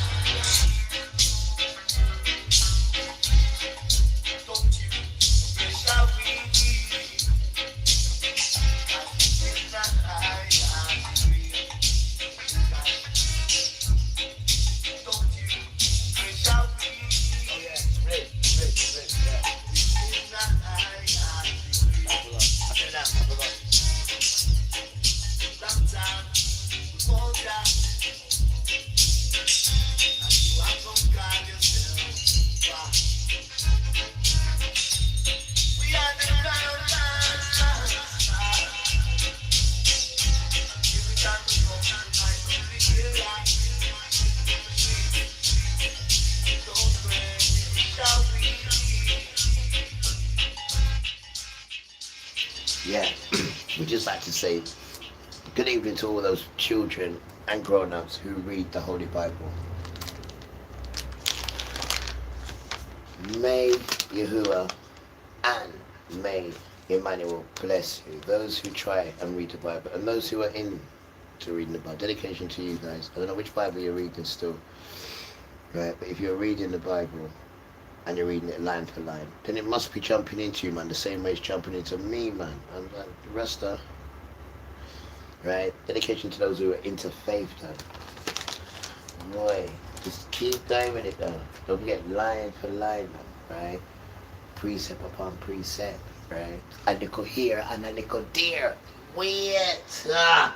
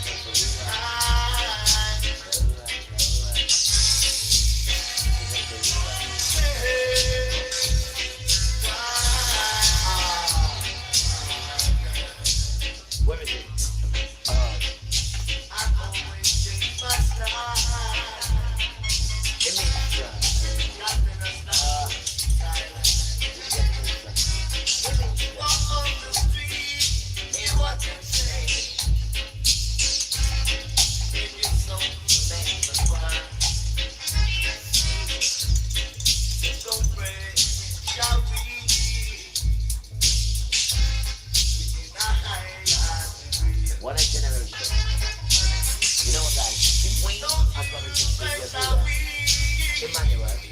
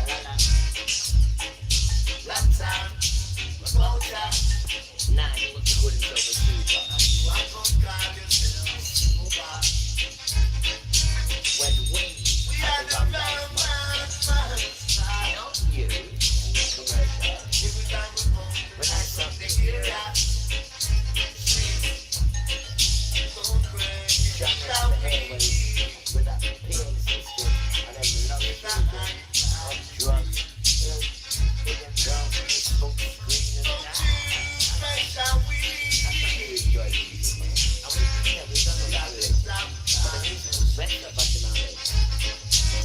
Right now it's blessed by Jesus and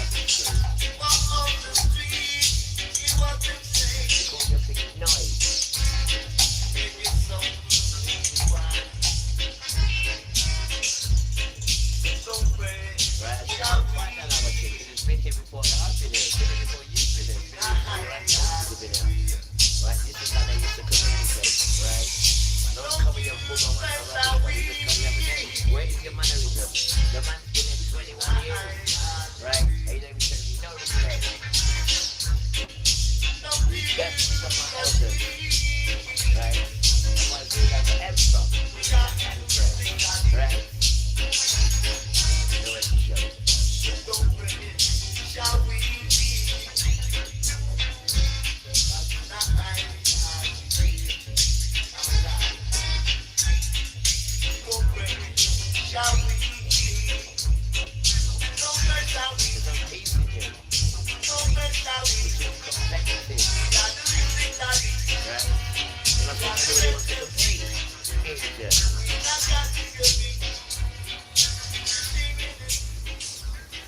that's what the West has got wrong, guys. They think everybody's into competing and all that nonsense, all that headache foolishness. You know, chasing after your tail and all that nonsense, trying to make this one look jealous or make this one think that you're something. Or just going around in a circle, guys, of foolishness. Making you go viral for the most ridiculous things ever. So they're getting you to lower yourself, to go stupid, to get viral, and then we give you some money. Not even his money, you know, money is stolen. But when you sold your soul out for money, they can just do anything and make you do it for money. They don't want to give people money. They know that you give people money, they can sort out what they need to sort out. But no, you want to play dangling carrot game, like we've got to honour you because you've got money. Want to win £50,000? Enter this competition, did it? All these little stupid games. These wicked white people. It's only white people doing it to their own people. And the world needs money for it to be fixed, but these people have got the money, but they want to play games and want you to honour them. You know, these Satan children. Don't worry, Father's coming for you very soon. We want none of you nothing. We live on scraps, as you can see. We don't want nothing from you, stupid idiot. Right? Because everything you've got is stolen. Everything I got's got a receipt. There's a big difference between me and you. You stinking, smelly tramp. You're a thief. You're a settler. Right? What about you in dangerous America? There's no such thing, you stupid tramp. About your grandparents are indengerous. Indengerous where? Do you even know what the word means? You stupid idiot. Just using these words, say, but show us how Americans are indengerous, you damn tramp. About your parents have been there. Since when? Since when? Huh? Since when? Since when? See, when they disrespect the people that Father put there, what do you think you are? Christopher Buckler Columbus? Huh?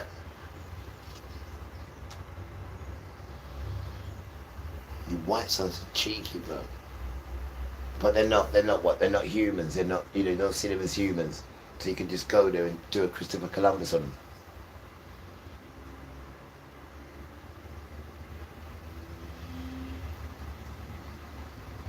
Yeah, well, that's their ancestors. These are different children now. These are different children. These are children who are under a command of Yahuwah. And he wants his stuff back. Right? But he wants it done politely. No fighting. What? Give us back the thing, you tramp. Before Father puts a spell on you, you damn tramp. Your dance is done. Oh, yes, strong men. Oh, we're going to do bricks. And you think there's going to be any more of this stupid... What's what I'm looking for? Empire, there she is. You think there's going to be any more of this stupid empire with you stupid sons in your stupid suit? You stupid racist idiots. We know who we are. It's ours. It doesn't belong to you stupid idiotic sons. You as well, France. Not France, do apologize. You're Ponce. You as well, Russia. You damn as well. Kafama offered you a way out of that nonsense. But he told you, give up your drink. He said, oh no, we can't give our drink up. Oh, we can't give that. Oh no, no. And he said, all right, cool. Do you want to give up your drink? Because you was all right. Father got on all right with you guys. As pagans as you were. You were black people then. It wasn't whites. No such thing as this white then. Everything was black. Black Russians, black everything, black. Brown, sorry, should I say. Indians are brown. They're called Da Vinci. Say Da Vinci Indians, and they look just like me, dressed up in the same way they see them not dressed up. They look just like me, right? Just like the Buddhism. Whether it's a man or a woman, they will show you a statue of a Buddhism, but show me any Buddhism, right? It's Chinese, which they want to show you. Who peaceful? No, it's a lie. Because look at the hair. Chinese people don't have corns on their hair. Any one of them statues they show you always has corns on them. I got one outside myself, right? Because these women were brown, and these sons, these priests, these Buddha priests, in our time, they were brown children. It wasn't light skin and mixed race and complexion of the sand. That's a lie, and their hair told you it's a lie. Because these children don't have corns in their hair. Their hair's straight. So how can it have corns? It's all brown children. None of these children at all. None of them. They just change everything and put themselves, as you can see now. But they didn't change the hair. And if people think about the hair. Damn tramps. Your whole existence is a lie, Rasta. Their whole existence. So you just lie to people to make their complexion look half decent. On any list of most loved TV comedy characters of the last 50 years, Margot is surely near the top. I don't understand. Just who do you think you are, Mrs. Ledbetter? I am the silent majority. Penelope Keith took the snobby. Don't believe in the saint. I just Maybe 3 or 4 years later, I showed it to them in a conversation one Sunday afternoon during a dinner. They kind of came out, and then I got chewed out. Wow. Like they said in the comments, the kids are all right. There is hope in Gen Alpha. I don't know who his parents are, but they raised a smart kid. Keep up the good work, y'all. I really thought he was going to say more in this video. I thought he was going to eat these suckers down. I thought he was going to go in on them. I mean, he already went in on them that one line talking about how, oh, this generation is so soft. Really? They're talking about this little superstar white child here. Look at him. This child here. This superstar white child. I know he's an internet sensation. Why? Because we back him. And if we back him, it's a sensation. Why? Because he's talking truth. So we've made this white child here, no more than 8, 9, 6, 7. It's a child, it's an infant. And we back him, so he's an internet sensation, because he talks good. So there's a message for you, other beautiful sons. Come off this racist thing and make yourself a superstar. Because Father will guide you as well. Right? Father will guide you. Take sentence from this little child here. Right? And all you need to do is get your books, and do your little research, and Father will make you into a superstar, especially if you're a little white child as well, because then you will be the light for your other children, and it will put you on a pedestal. I'm not joking, and it'll make sure you've always got pocket money, enough to give people as well, because you work for him now, and he wants to make sure when you work for him, people can see you've changed, and then they ask you, and then you say, oh, this is Yahuwah. And then they feel, I like that. And then they come into you. And that's how it works. That's how it works. These suckers down. I thought he was going to go in on them. I mean, he already went in on them that one line talking about how, oh, this generation is so soft. Really? When y'all, aren't y'all the same people who were complaining 50 years ago about having to share a water fountain with black people?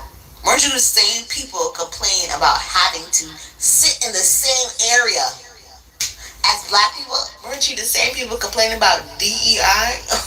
This is why we need to continue on teaching black history in the schools and every person of color history in the schools so we can learn from the mistakes of the past and so that the next generation can be better and brighter and smarter than the previous generation before. So I was like, this little boy is invited to all the cookouts. Let him know, please. He's invited to all the cookouts for life. Yes, he is, indeed. I had a pretty unique exposure to racism when I was a kid. My siblings and I were adopted. My sister is white, my parents are white, my brother is black. Our community was white, our schools were white, everyone was white. Growing up, my brother was bullied incessantly by people of all ages, even family members. Since I was 2 years older, I felt like it was my responsibility to defend him. To do that, I developed a spidey sense for identifying racists. The way I saw it, there were 4 kinds of people when it came to racism. There were the openly racist and not afraid to show it people. There were the covertly racist but careful to hide it people. There were the not racist but unwilling to call it out people. And there were the not racist and willing to do something about it people. Of course, that last group was few and far between.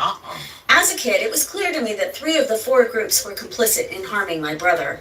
An overt racist would say something racist to my brother. The covert racist wouldn't flinch. The not racist but not willing to call it out person would act like they didn't see it. And my brother would get the message that he either deserved whatever was said or he wasn't worth defending. It didn't matter that some of the people weren't racist because enough of them were. Enough of them were so the group didn't have to change a damn thing. And that's what I keep thinking about with this ruling on the Voting Rights Act. Our nation has made very little progress at making this world safe for people like my brother. We've made very little progress at changing the messages that people like my brother absorb. The way the world expects the worst from him every single second of every day.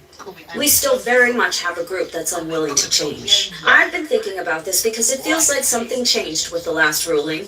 The slide from covert to overt seems much more obvious. The racist underpin... Ladies and gentlemen, you've all been deceived. Stop using toxic Teflon-coated pans. Introducing the handmade, oil-free, non-stick cast iron frying pan from the century-old workshop in Tsubame Sanjo, Japan. Once used exclusively by master... We've made very little progress at changing the messages that people like my brother absorb. The way the world expects the worst from him every single second of every day. We still very much have a group that's unwilling to change. I've been thinking about this because it feels like something changed with the last ruling. The slide from covert to overt seems much more obvious. The racist underpinnings of this decision are not plausibly deniable. The fact that Alito cited bad data to support his position, knowing full well he would be fact-checked, is very telling. And let's not pretend that conservative justices didn't know Republican lawmakers in the South were going to take the ball and run on this. Maybe they didn't realize just how quickly the greasy, grimy, greedy lawmakers would shove their racist flags into the soil of every single voting district. Except something tells me the kinds of people who accept bribes from fat cats with matters before the court, the kinds of people who announce their homophobic and Christian nationalist tendencies by literally flying symbolic flags at their home, the kinds of people who only adopted a formal ethics code after years of pressure and made sure it has little enforcement power, those kinds of people probably knew exactly what would happen with this ruling. And it's quite clear that they don't care that because of this ruling.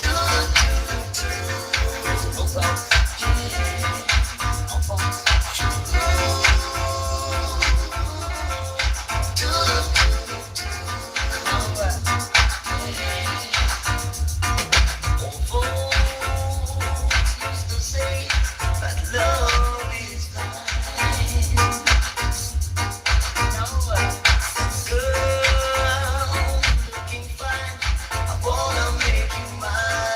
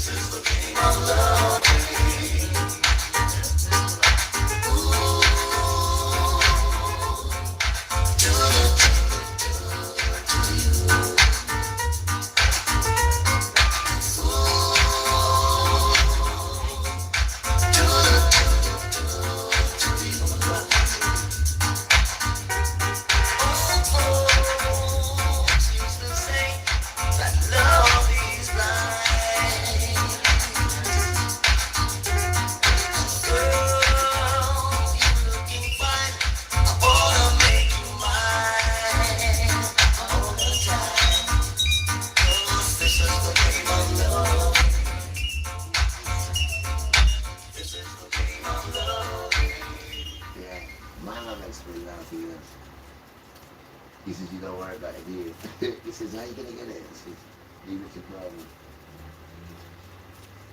He says, you don't worry about it.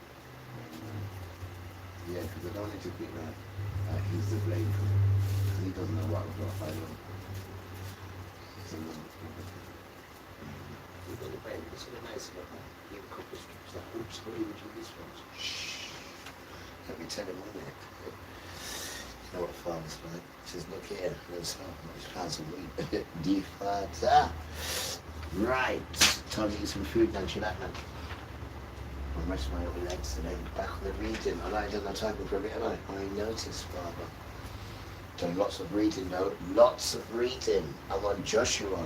You're fighting this in a crowd of people. Joshua. What a warmonger. Guess what he says? He says, Father, I'm ready to guide the children to war. That's what he says, miss. I didn't think he meant it. And you can't go back there, more fighting. Did you have fighting? I said, I'm not going. He said, it's a damn command. I said, damn, you damn commands. People like my brother will find themselves in rooms even more populated with people complicit in racism, and the people willing to do something about it will be even fewer and farther between. Mm-hmm. Yeah. Well, SCOTUS, I hope you're having the day you deserve. This brilliant device keeps your home cool in summer, even during heat waves and power outages. It's smaller than a lunchbox, cools any room within 3 minutes, and uses 98.7% less energy than a traditional air conditioner. It was invented by a former aerospace engineer from Manchester, and it's now taking the UK by storm. Steve designed this device after a citywide power outage left him, his wife, and elderly mother without air conditioning in the searing summer heat. With inside temperatures reaching 32 degrees Celsius, Steve took matters into his own hands. The result is an ingenious invention that's disrupting the £5 billion air conditioning industry, helping families across the UK.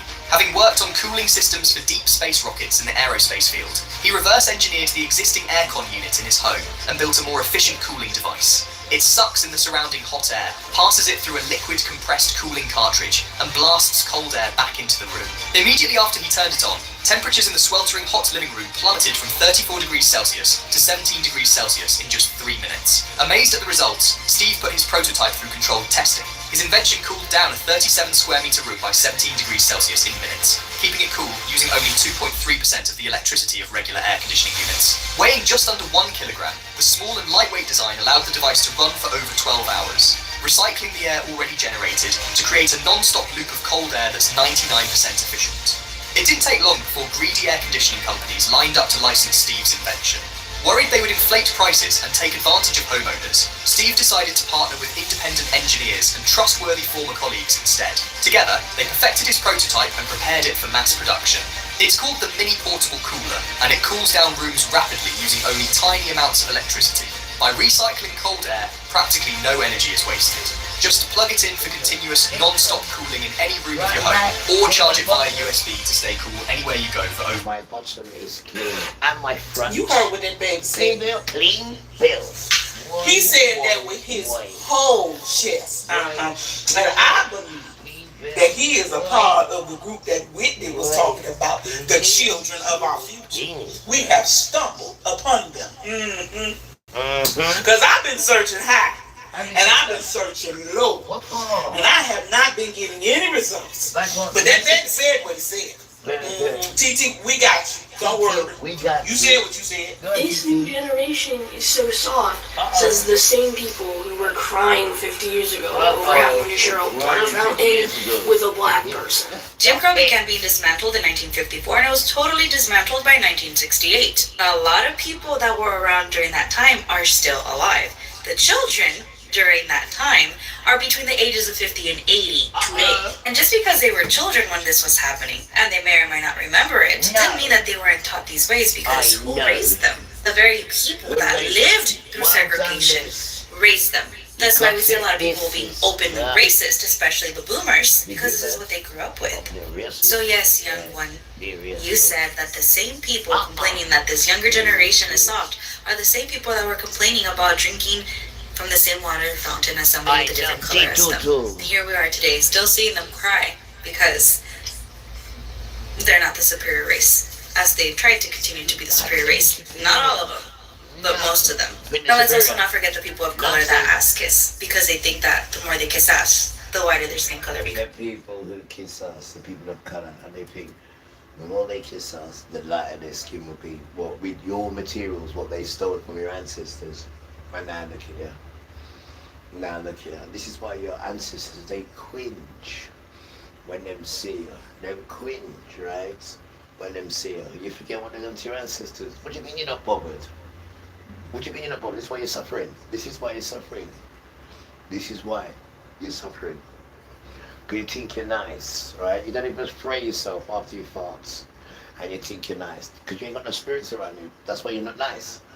Right? Because if you was nice, you'd know about spraying yourself when you fart, right? Because you're not in control. Who's in control? The spirits are in control. The higher spirits, right? And if you was the son or the daughter or the granddaughter or the grandson, they would call you in and they would discipline you and show you how to behave. And if not, you thought, shut up. I'm just saying that. And if you thought to say, you know, all right, to be rude to your parents, they would utterly destroy you. You'd be utterly petrified of them. You know, idiot. This is why we know you're not connected at all, right? Because you still think you got power. Who told you you had power?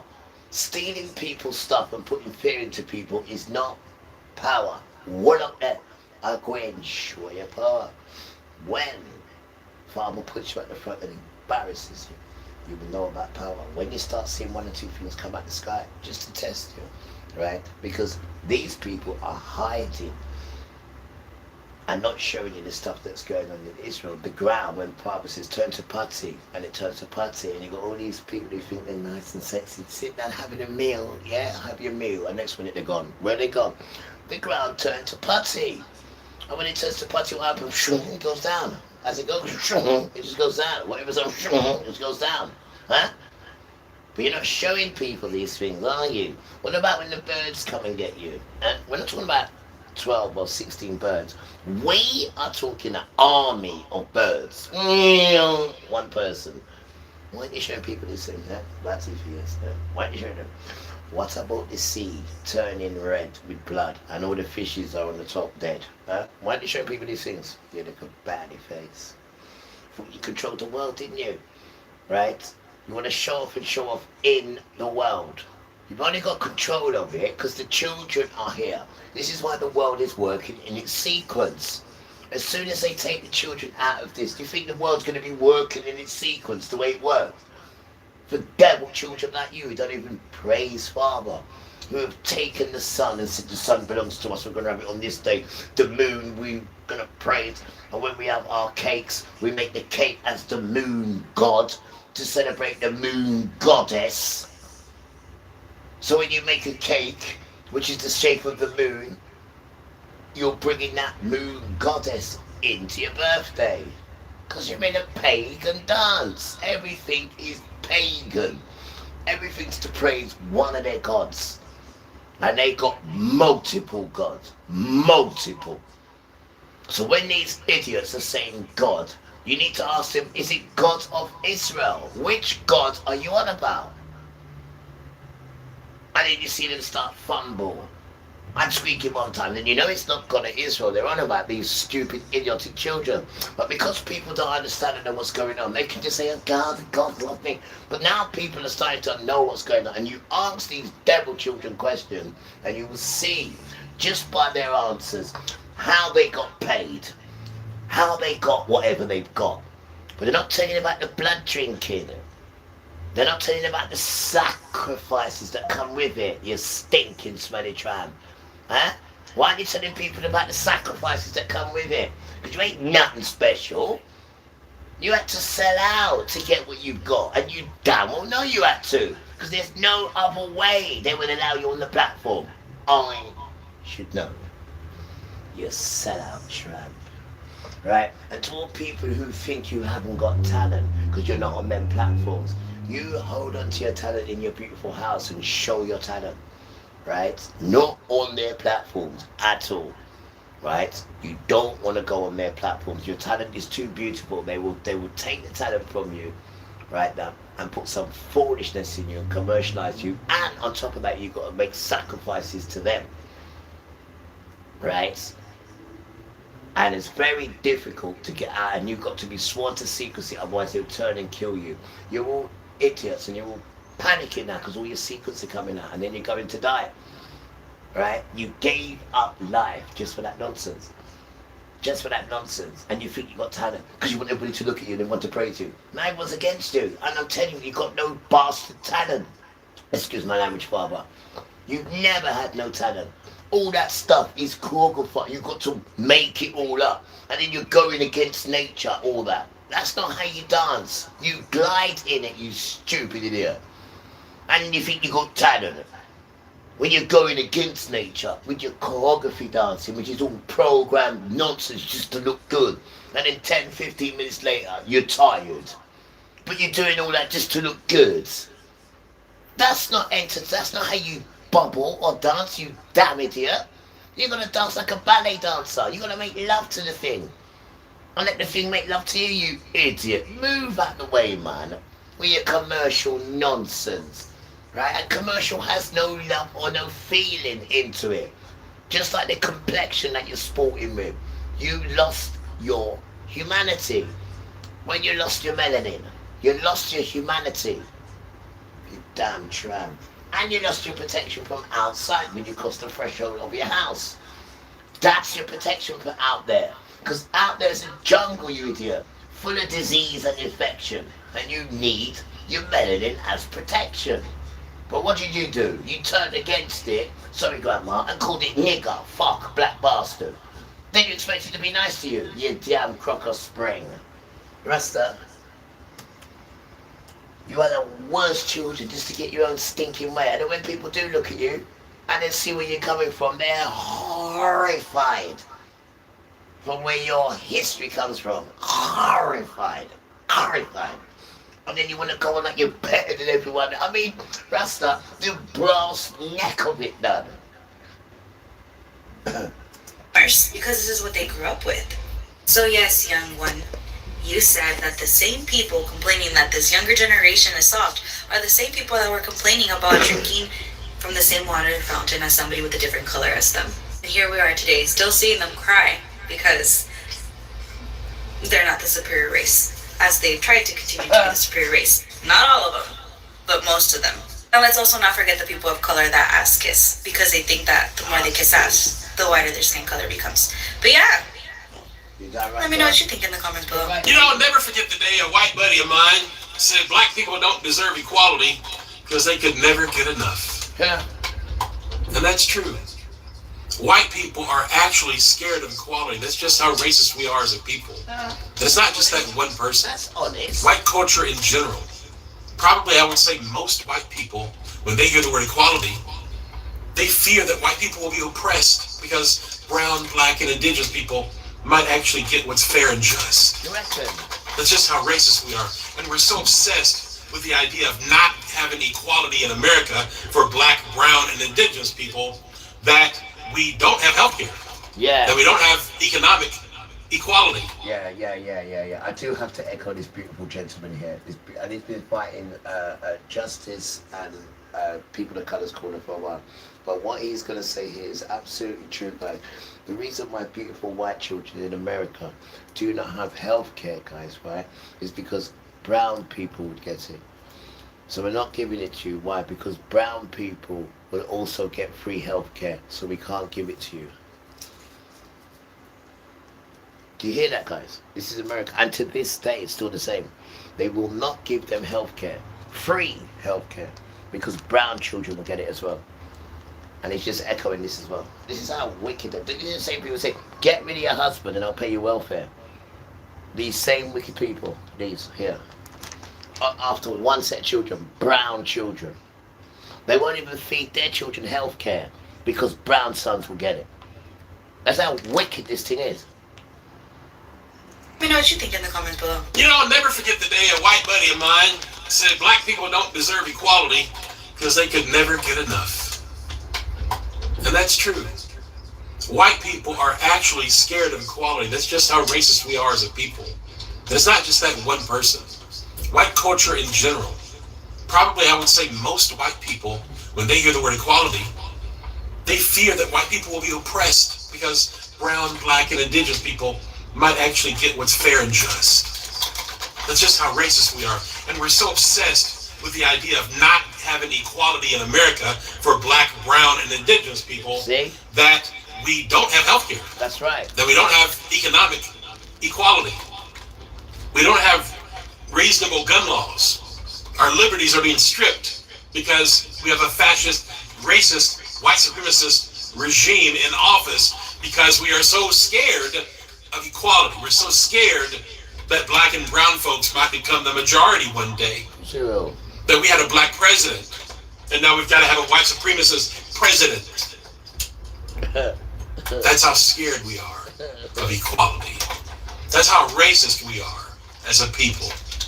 Go to the fucking root. The root of America's problems. The root of the white man and the white woman, their problems in America and the world. If you think about it, colonialization, white supremacy, the mentality of white people today, not just yesterday, today, right? This is a white man speaking, guys. This is a white man speaking. Not all of them, but most of them. And let's also not forget the people of color that ass kiss because they think that the more they kiss ass, the whiter their skin color becomes. But yeah, let me know what you think in the comments below. You know, I'll never forget the day a white buddy of mine said black people don't deserve equality because they could never get enough. And that's true. White people are actually scared of equality. That's just how racist we are as a people. And it's not just that one person. White culture in general. Probably, I would say most white people, when they hear the word equality, they fear that white people will be oppressed because brown, black, and indigenous people might actually get what's fair and just. That's just how racist we are. And we're so obsessed with the idea of not having equality in America for black, brown, and indigenous people that we don't have health care, that we don't have economic equality. We don't have reasonable gun laws. Our liberties are being stripped because we have a fascist, racist, white supremacist regime in office because we are so scared of equality. We're so scared that black and brown folks might become the majority one day. That we had a black president, and now we've got to have a white supremacist president. That's how scared we are of equality. That's how racist we are as a people. Go to the fucking root. The root of America's problems, the root of the white man and the white woman, their problems in America and the world. If you think about it, colonialization, white supremacy, the mentality of white people today, not just yesterday, today, right now, the denial racially, the silence, the apathy, the continuous gaslighting, all that fucking shit, that's ruined us. It's ruined white people, and it's ruining our nation. And whose fault is it? White people's fault. Their inability to fucking fix their goddamn problem. Until we fix white supremacy, everything we try will fail. It's dysfunctional and it's toxic. And Trump and this regime is the perfect proof of all that shit. How we got in this fucking mess? White people's bullshit. White people's racist fucking bullshit. Period. You can't understand how powerfully racist that question is, can you? Because you could never ask a white author, when are you going to write about black people? Do you think that there is still and will forever be a black-white divide? No. It's only kept alive because it's useful.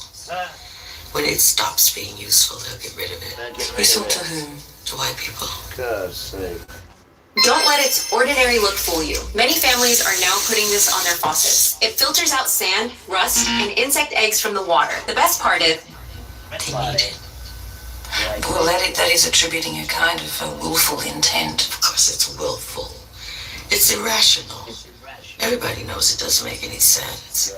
But they hang on to this totally unscientific, mythological, metaphorical notion of division that is wasteful.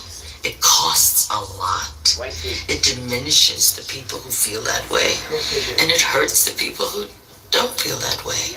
When they don't need it, as in wartime, they get rid of it. When they don't need it economically, they get rid of it. But if you need it in order to solve some political problem, or to justify a land grab, or you need workers who are dependent upon you, and you can convince them that, $2 an hour, $5 an hour is enough, then you use it. It has powerful utilitarian purposes. But you are saying then that whites have a willful, malicious intent as far as... I think it's a naive question. It's a naive question. So it's there. I mean, this malice is there. That's why I ask you, do you think it's eradicable? Well, it will take some generations. But let me tell you, you cannot enslave people or kill races of people, whole races in a continent. You cannot do that as a human being unless you have persuaded yourself that A, they're not people, or their lives are not worthy, or that you have a mission to do that. No human being can do that. You cannot do it unless you believe it is better for those people to be dead. If you can get in an airplane in Brazil and fly around and shoot Indians for sport, now, you have to persuade yourself that they are sport.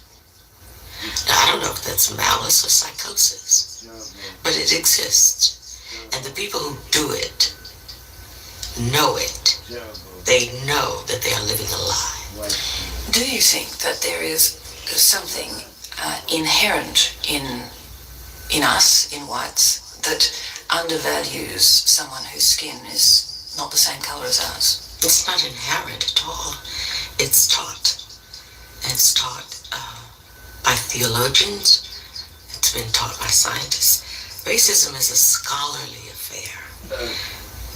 It is totally ingrained in the education that we receive. The history. Encyclopedias are full of outrageous claims about whiteness, about blackness. You can feel better no matter what your pitiful little life is like. No matter how many times you lose. No the money. No matter how poor your existence, if you encounter a black person, you can feel better. You have in your writing certainly marginalised whites. Why are they of a particular interest to you, or seemingly no particular interest? Well, I was interested in another kind of literature that was not just confrontational, black versus white. I was really interested in black leadership. And I wanted to do, I think, for me the allegory or the parallel is black music, which is as splendid and complicated and wonderful as it is because its audience was within its primary audience.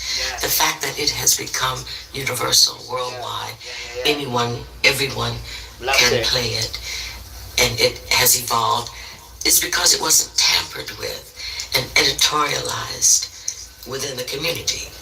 So I wanted the literature that I wrote to be that way. I could just go straight to where the soil was, where the fertility was in this landscape.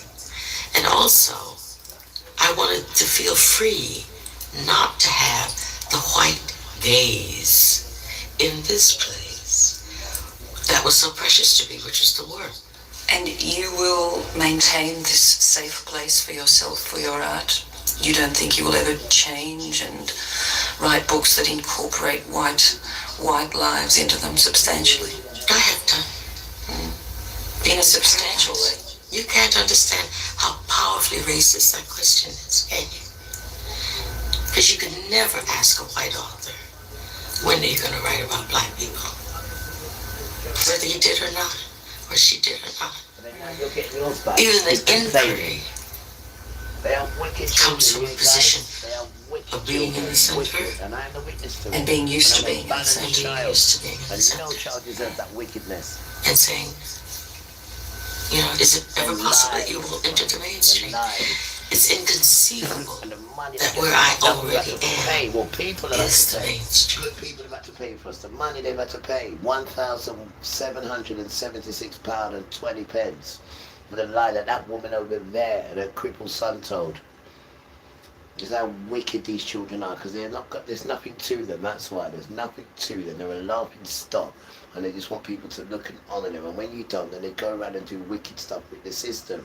They are horrible, nasty people who are just jealous of peaceful, gentle, nice people who have a nice home, who have nice friends, who have a nice physique, who have it nice and toned and lean, because Barbara tells you how to exercise and look after yourself, and how to look after your skin, and the birth flu as well, and how to carry yourself in a certain way, and they don't like it, and they come and call you antisocial. I don't even speak to these people at all, guys, because they've got no mannerism at all. But every minute they're watching you, when they come and play knockdown ginger in your house, right, when I keep telling him to act his bleeding age, not his shoe size, but he keeps doing shoe size things. Stupid little boy. So he wants me to come off where I am and come right back down and play knockdown ginger with him. These stupid little boys, man. I mean, they're just little boys, right? And don't play along with their games, man. Right? Don't even have conversations with them, because when they get to like you, they think they control you. Then when you want to move away from them, they want to kill you. Just because you showed them a bit of friendship, they think you fancy them. Have you seen how ugly they are as well? You're an ugly boy, bro. You're an ugly child. You hear me? You're an ugly child, bro. Right? And I notice many of you have got pointed, long pointed noses. Long pointed. Why? Because you're connected to Pinocchio. That's why. Right? But if you'd have fixed the lies that you keep telling, right, and all of the scapegoat that you keep scapegoating and leaving behind, then your nose wouldn't be so long. Seeing? And you're not so beautiful as you think you are. I don't know who's telling you this nonsense. You're an ugly nation of people. You're ugly. You're fat. You're overweight. You're almost like blancmange-like. You're not good looking at all. You're ugly. The shape of you, the energy of you, the things that come out of you, the way you touch things, the way you drive, the way you walk. Because of your ancestors, that's why. Your ancestors are monsters, and all you children do is just copy what you see. You see the stylish children, so you try to copy them. Your son's fitting like us, dressing up in black, selling drugs. And oh, that happened decades ago. We was doing that decades ago. But what we're doing now, your sons can't do because they're decades behind us. Selling drugs and doing lot we did decades ago. We was doing that. Now we're on this righteous tip, and your sons can't do it. So they're running around on bikes and all that, still doing that nonsense, dressing up in black, got the hands in front of their pocket and all that, walking around with knives. In our day, it was called a ratchet, right? And you got to know how to flip this thing, right? With a key holder on it. Ratchet, now. You know what ratchet? And chopper, machete. You know what machete, chopperita? Damn, sure, them boy there. Oh no, that wasn't the implication of my question. I think you are very, very much. You couldn't even come at it nowadays. I mean, them brown boys in Black Africa, but they were scary, then. Them so much scarier stuff. Scary. You'd ask your mum to keep you in, you damn tramp. In the mainstream, it's a question of the subject of your narrative, whether you want to. And yes, these sons was doing, you know, rude things to women sexually, but they weren't raping them and beating them and killing them and doing what you. Not at all, bro. They were just doing sexual rude things because they thought they'd suck them up, but they weren't going that far to what you started doing because there's no style and grace in you. And because you don't give you no attention, right? You got to come with all your nonsense done. Then you start stalking her as well. I mean, that's how much of a wanker you are. You got to start stalking her. Bugging her phones and stuff like that. I mean, just a little boy that you are. I mean, you sniff her knickers as well, you damn tramp. See, she's been with anyone. I mean, this is how pathetic you are. No, that was alright. When you was going with her, that was alright. Because she accepted you when she didn't know who you was well. But when she started to realise, because time is the master, time. So with time being with you, get to realise, so when she's drawing away from you, you're realising that now. And that makes you feel like what? The idiot that you are. And now you take it out on her. Because she realises that you're an idiot, right? The idiocy is no longer working, so now you want to take it out on her. And where you're making yourself look even more silly, buying her flowers, doing stuff that you don't even know what you're doing, but you think that what you're doing there is going to be nice to her and she's going to take you back, and she's not. That gets you even more annoyed. And then before you know it now, you hate her. Pause there. One thing though, sister, where you do go wrong, when you are finished with him, you're too quick to jump to another man. You're too quick. This is where you sisters go wrong. Yeah, but we was on a break. No, he's unbalanced. He's unbalanced. And what that is, that breaks him. That doesn't put you on a break because you finish. That breaks him. Right? And don't think because you're finished with him that it's over. That's when you're at your most vulnerablest. And I told you the other day, you need to get witnesses when you're doing this thing with him, when you're breaking up with him properly. And you need to do it outside. 2 witnesses. And the witnesses outside, which is the trees, which is the grass, and which is the sky. And then you tell him politely, you don't tell him horribly. And that's how you do with him, with witnesses. And you do it outside, not in the house, because the witnesses are outside, so there's different forces on him now. And he can't touch you now. That's how you do it, sister. And you get your 2 witnesses, wherever they are, your mum, your dad, your friends, 2 staunch people. Right? Because this tramp will come back. So you're kidding him off properly. You're kidding it properly. You're not just like we're done and we're finished. Not at all, because you're going to come back with his nonsense. Right? You're going to stick it on him properly. Right? Because you as a woman that wants to live. You're a woman that's got children. You're a woman that's got dreams. And this tramp ain't got nothing. So you want to break away from him, Dan. So you've got to bring the witnesses and do it outside, girl. And do it in your best voice. But make sure there's no bad voice, because it needs to go up there for the power. Right? So you got to make sure your words are not because it won't work. You got to tell him firm but fair. You got your witnesses, and you got your witnesses which is outside, which are the trees and everything, and it can't do you nothing. Right? Can't do you nothing.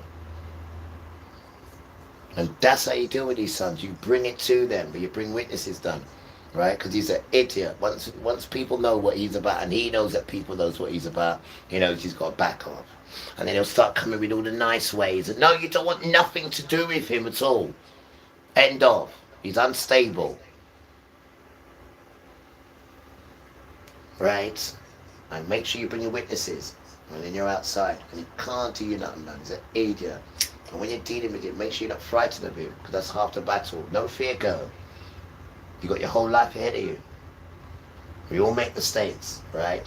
And he was a mistake, as we know.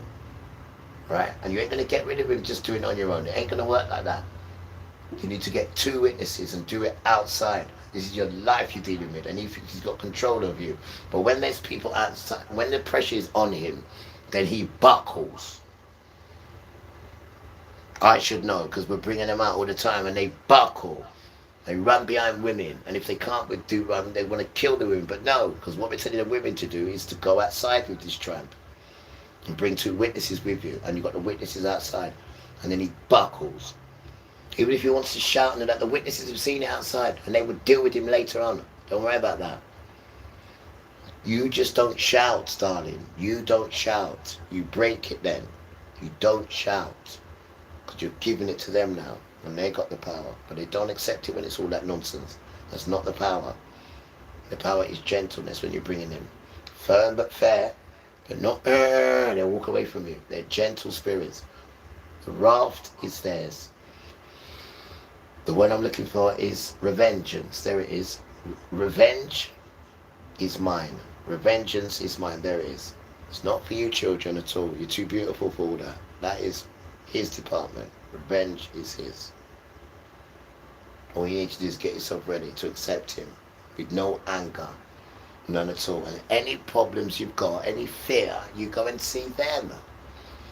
They're your parents. You cry to them like parents. Anything that's frightening you, anything that you're scared of, right? He says, I can't because he's here. Well, when you go in the toilet, is he with you? No, he's not. But you go in there. Don't be frightened of these people, man. These sons, because they want the sons, yeah? It's to fear what you have for them, or what they installed in you, what makes them survive. You hear me? It's to fear what makes them survive. You hear me?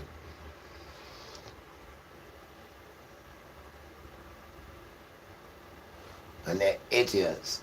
Remember, outside is your friend, and outside is your power. You need to get connected, guys.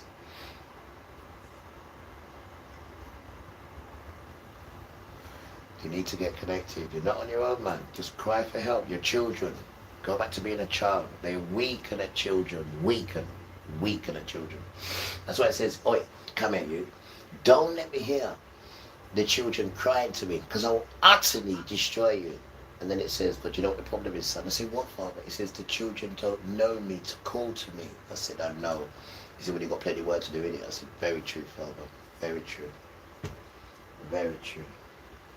Alter the parameters of it, whether you see any benefit in doing that, or will you clearly see disadvantages in doing it from your own point of view? I can't get my head around, guys. What I can't get my head around is how does a son change into a monster when it's women that you come out of, and then it's women that nurture you after? Not men. Men don't do it. And if they do, they're good men. But that's like 1%. Because the system grows you up like that, not to look out for women and children. Why? Because the woman's seed will crush the head of the serpent. That's why. But anyway, I cannot understand how these sons grow up round woman, not man, round woman. And then as soon as your balls drop, you're coming up with shut up, mum, and rare, just because the phone and your mates, right, and the system tells you that. But you know your phone and your mates, right? You know when you was goo goo goo and gaga going, was they there? You know when you kept shitting up the nappies, right? They changed them for you, and they made sure they got you Pampers. They made sure they got you the best ones, right? But you don't remember them things. You're not meant to, right? It's called no charge, right? For the price of your college, no charge, right? For wiping that damn nose, no charge. Right? But you forget these things, son. And we are here to remind you before you lose your life. Because one thing Father doesn't like is disrespectful children. Right? And the only thing that goes old is the flesh. Ask Uncle Mervyn. But if he was to speak to Uncle Mervyn, you'd still see that he's a child. The only thing that gets old is the flesh. Right? And the only thing that does educate and span is the mind, because you've seen it and you've lived it. Right? The spirit just matures. You don't get old. It's eternal. It stays there forever and ever and ever. So it doesn't get old. It stays the child that it is, but it matures and nurtures. The flesh is on a time span. It gets either eaten or it gets either burnt. But these fools have got you concentrating on that, because they know the spirit inside them is dead. They know that completely, what's happening to them, the lake of the fire. But what they need to do is bring people with them. That's all. And that's all their thing is about. But when the real children come out, they say, oh, don't, put me in the pigs, put me in the pigs. This is what they say. So what you need to do now, you need to start forgetting about the flesh and start thinking what's inside the flesh that makes the flesh work. What about this? Beauty is only skin deep. Just stop it. Shut up, you tramp.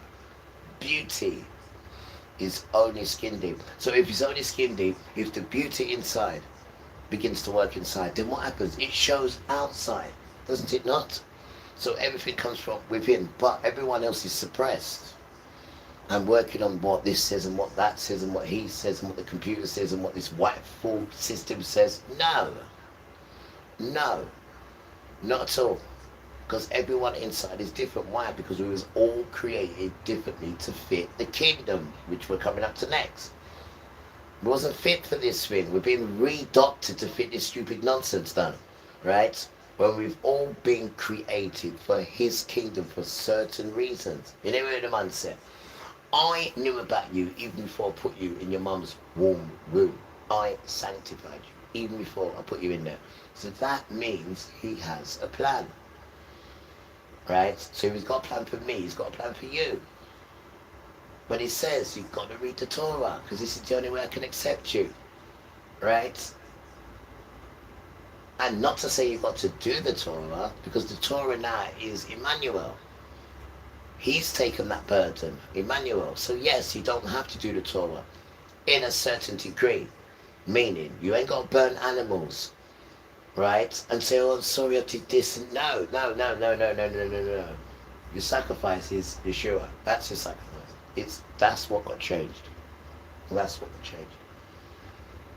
Because we used to sacrifice with animals. And we used to go by the Torah. Yes, we still go by the Torah. Like me, for instance. Because Jesus never come for me. Father come for me. But to make this thing a lot easier, right? When you've done something wrong, you go to Emmanuel, and he takes your sin away from you. Why? Because he left his blood there for you to dip in it. So when you do wrong and you go and see him, he has the power to take away your sins. He. Not doing sacrifices and all that. That's finished. Because he come and took that burden, took the people's sin. And then when he died, went into death and killed them lot as well. Which is the rulers. These fools here now think that they got strength. And the principality, the stronger spirits. He beat them all up already. So whenever you do anything wrong, it's him you go to. Emmanuel is who you go to. And he takes away the sin. Lamb of Yahuwah, who takes away the sins of the world. Him. This is what he come to do. This is why he left his blood. Now this makes more sense than Jesus just died on the cross for you. That make no bomber class sense, excuse my language. None at all. Right? Your sin atonement is Emmanuel. The same Hebrew boy they don't like, and they tell you to not like him and do what you want. So if you do that, then any sin that you do will not be forgiven, because it has to go through him. When you do something wrong, you pray to him and ask him to forgive you. And he forgives you guys. He. Not the sacrifice with the animal. That's finished. Kaput. What part of kaput finished? Don't you understand? This is why he shed his blood. So when you've woken up, you can dip yourself in there, come back up, then you're fresh. Right? And then you start the Torah journey, because he's in the Torah. But they tell you, don't read the Torah because we'll put you to death. Right? And then they tell you put poo-poo on him. Because if you put poo-poo in him and you do sin, you're riddled in sin. Because he's the only one who can take away sin. Not man, not the confession box. The confession box didn't die for nothing. Right? Didn't take your lynching and stabbing him at the side and spitting at him and giving him poison to drink. He took all that on purpose so he could die and come back again. So what we're saying, guys, beautiful children, is Emmanuel is who you go to when you've done sin. Not the church, not church. Emmanuel is who you go to, beautiful children, because the old Torah is finished, so to speak. Not the behaviors in there, right? Not the behaviors, just the sin part of it, right? Because now this is why Yeshua came, and this is what they've not paid, because he's the king. And when he comes to smash it all up, then the children will be praising him as the king. And you guys will be living wherever you're living in the dance. And all Father wants you to do is once every year is come to the Supper Cup, which is a 7-day festival. And he says, if you don't come, then I won't give you no rain. So what he's saying, technically, you can live your life and do what you're doing. But once a year, you must come and praise your Father in the Supper Cup. And then after that, now you go and do whatever you're doing. And that's what it says. So it's not horrible. Some of you ain't going to live to it to a rare tear. But as long as you have decent ways in you, you can do whatever you're doing. But you got to come and check him now. And that's what it says. So he's very merciful. Very. But it's his world. And you've got to show back a bit of respect. I mean, when you sit down and reason with him, you might even come with an agreement with him. Because he's very merciful now.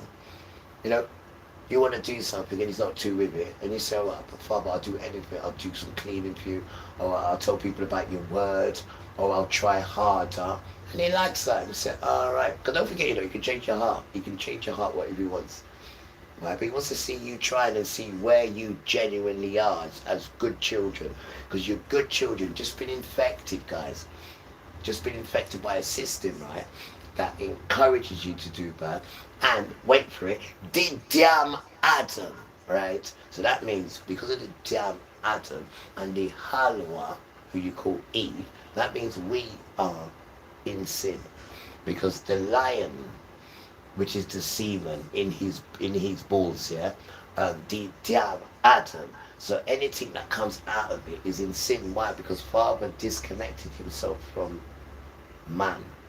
And I'm bleeding vexed now, right? So we've been disconnected, and we have a sin with man shall not live by bread alone, because normally food was just there, guys, you could just pick it there, but now man has to go and look for food. But it wasn't like that before. I saw the bird, Father, but it wasn't like that before, guys. But the damn Adam, right? So Father said, yo, come here, right? I'm gonna make you now have to go and look to feed yourself now, right? And you're gonna be in the cave for 5.5 days. And we know what happened there, didn't we? With the 5.5 days. And as for you, right, Halwa, who infected his mindset listening to Satan, right? I'm gonna make sure when you have childbirth, it's gonna really hurt you, right? And any man that you desire, I'm going to put enmity between you and the man. So that means he can rule over you.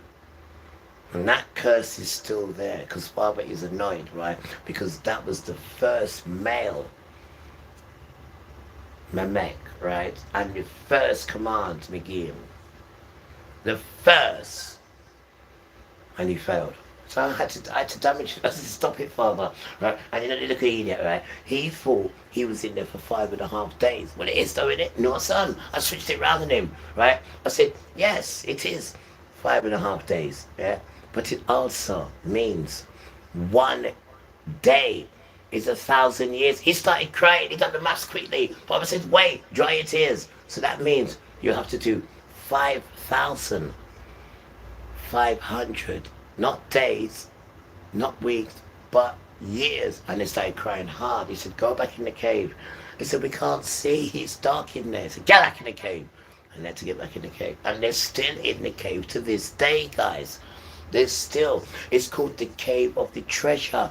And as soon as he heard, greedy bollocks, as soon as he heard the tent of the treasure, he wanted to go in there and rob it. The damn tramp. I should have let him. No, it's dark in there. You damn fool. Just because it says treasure, he thinks, oh, there's money in there. Let's go and rob it, you idiot. And they're about to work their way and take long suffering before they get light, before they get food. They're all right in there now. They're all right in there now. They're all right in there now. Because long suffering and hardship, they love now. You see how Father works? You see how he works? You see how he works? So, those who make it, then we can see the Diam Adam and we can see the Halwa, right? But that's because we're suffering because of those guys. This is why we're suffering. Because of them guys. The Diam Apple. Satan, and he didn't tell you neither. Satan, he doesn't walk like us.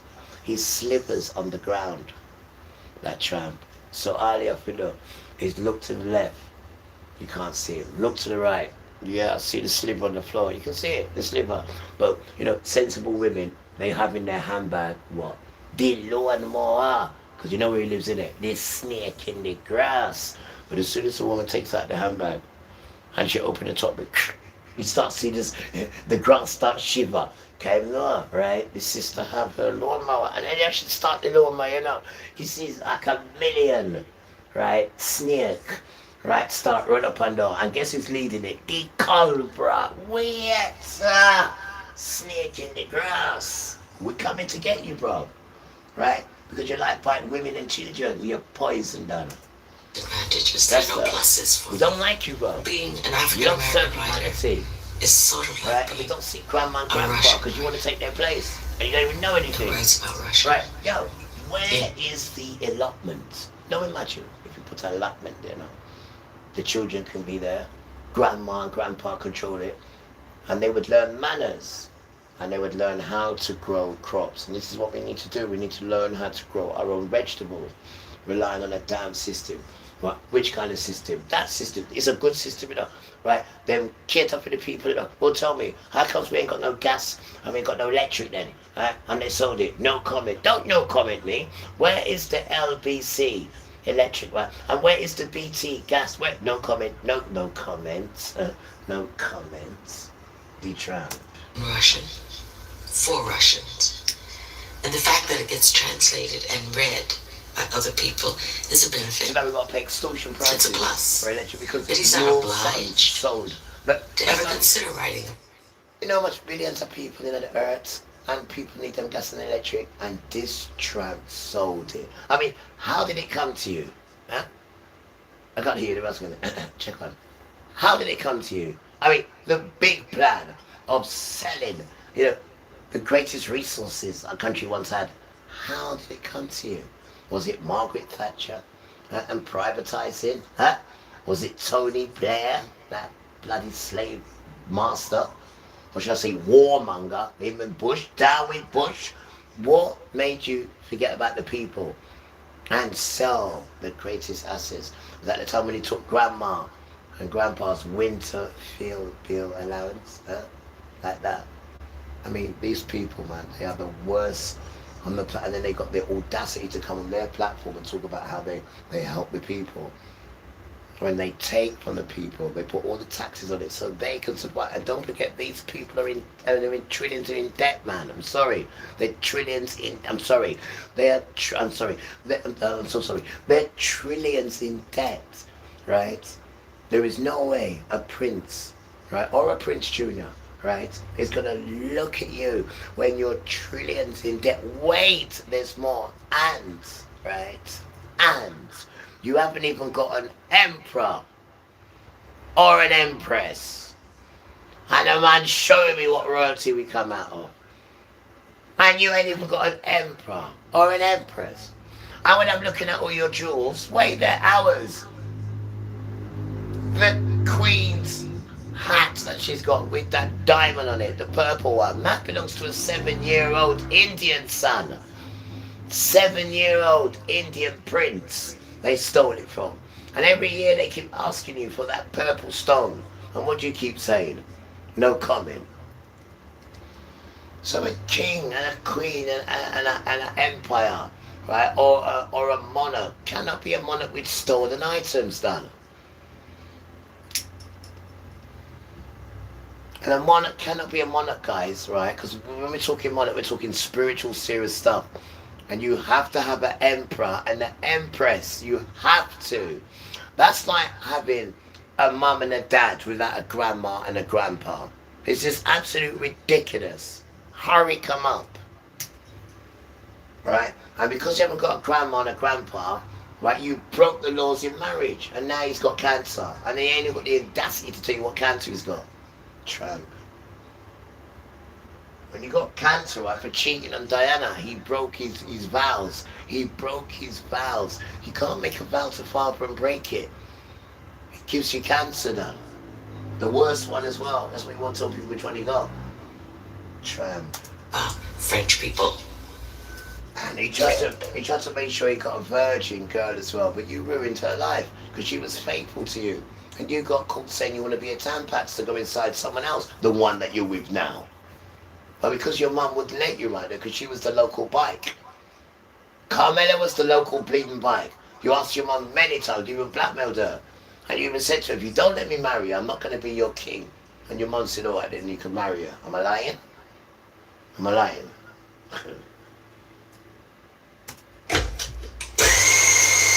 What about Princess Margaret?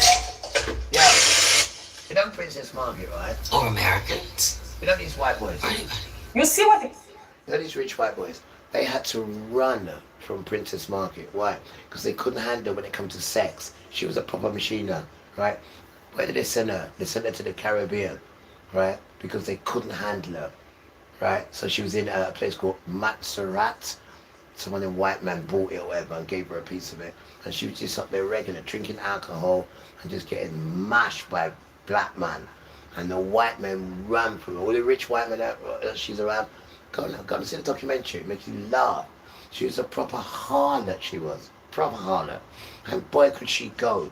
And white men used to run from her because they were scared to have sex with her. That's how pathetic your sons are. Princess Margaret. Black people has The been Queen saying, sister. black people try to scream a lot about their issues, about their history. Nasty family. These young kids come on to say that you young new generation, you are so soft. How come you are trying to come out to show that you are superior, and yet you were the people in those 50 years back. You've been sharing this fountain water with black people. Means you're trying to say you are not superior. You are the same. What are you saying? You are trying to show that this time around you are great, you are this, you are that, and yet we have history recorded there. This is something which is making your people feel having this second thought. How come this small kids know all this history? Who taught him all this? Of course it is. Take us a turn. Listen, it's father going into the children, and it's father who tells me, beeline for the infants and the children. Beeline for them. Those are my cupcakes. Those are the apples of my eyes. I said, me too, Father. And we do not we wouldn't even know how to. We wouldn't even know how to. We wouldn't even know how to. Don't even bring that wicked energy around here, bro. We wouldn't even know how to. All that wickedness done. How dare you? Do you want to hear anything like that when children are around at all? You hear me? Because we will thump you up, bro. No sound of that nonsense when children are in our company at all, because we will attack you, bro. Right? Don't start putting these things in children's head. Right? They are children. They are children. They are children. And if we have to take phones away from them and just give them normal phones and put a spirit in them, and they will understand it because we will tell them why and they will hear us. Right? These phones are not for you, darling. They're not your friends. They build these phones so these pedophiles can come and get you. Right? They've got no protection. Remember, they put laws in for you children where we don't protect you. So they get these machines to come and get you. And some of these machines, when you touch them, they're on. You can't come off them, they're on. You've turned it off, they're still on. They're still on. You come off that app, it's still on. They don't protect children. They tell you this, children. We don't protect nursing infants. They tell you this. Stop engaging in their nonsense now. You've got to get this strength inside you, man. Because your parents ain't bleeding, protecting and helping you. Right? So you need to go and ask for spiritual help now.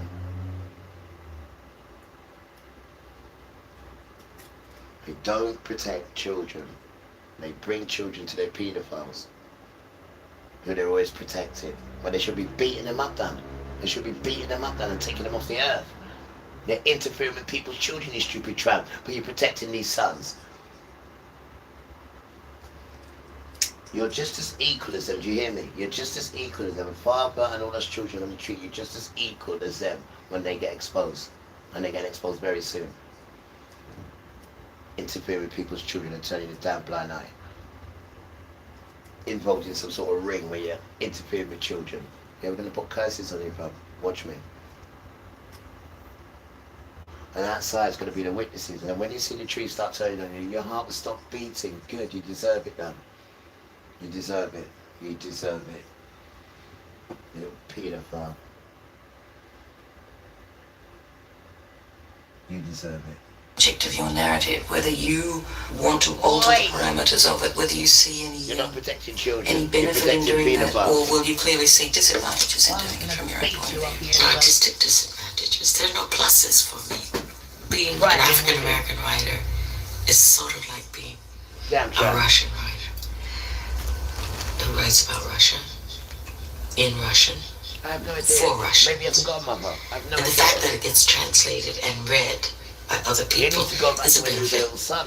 That's what you It's a need to do. plus. Little But he's idiot. not obliged to ever consider When you writing couldn't even about do anything French for people yourself. And I bet you still live around a woman. or Americans or anybody. You see what the black people has been saying? Black people try to scream a lot about their issue, about their history. These young kids come on to say that you young new generation, you are so soft. How come you are trying to come out to show that you are superior, and yet you were the people in those 50 years back. You've been sharing this fountain water with black people. Means they're trying to say you are not superior. You are the same.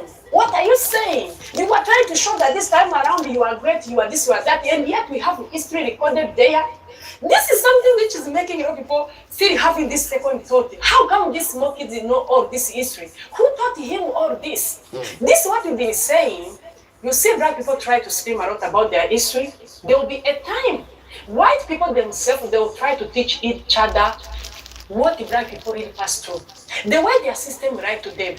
Can't you see the way this small baby knows a lot more than enough? Do you know when he keeps growing this way, he's not going to be the future leader to change the society. He's not going to be someone who's going to stop all this racist propaganda among their community.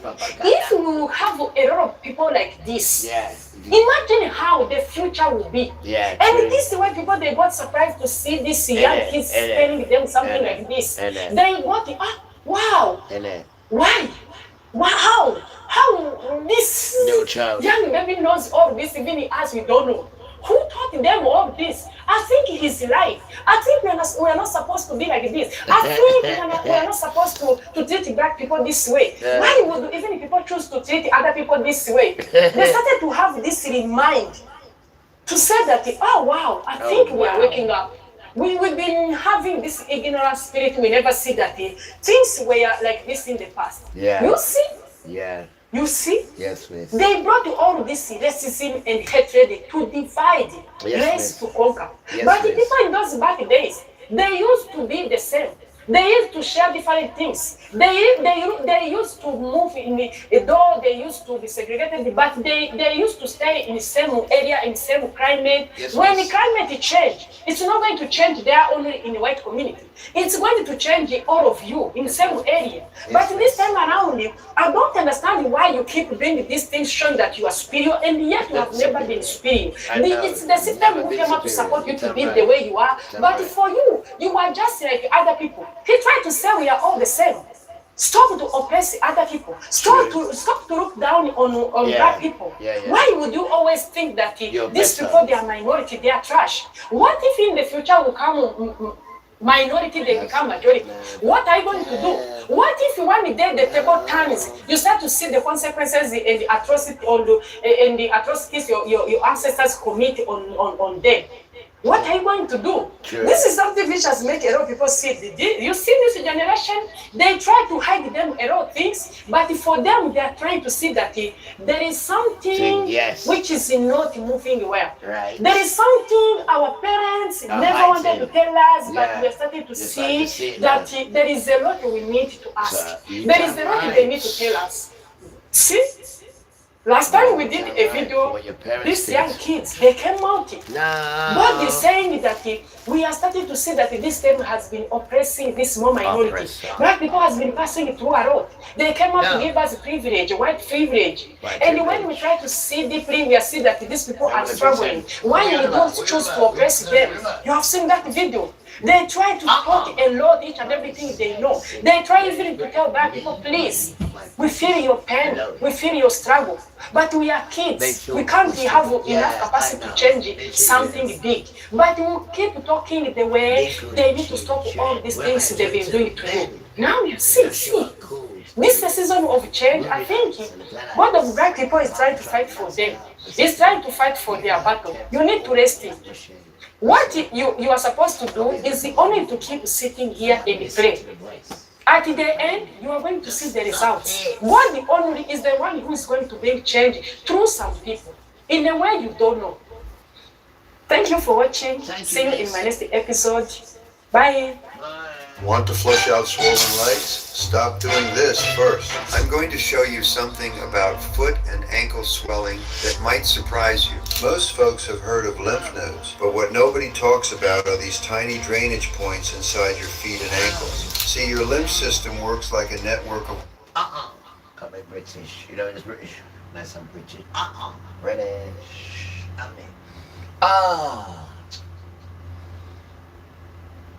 You're gonna get that one back, am I? I know.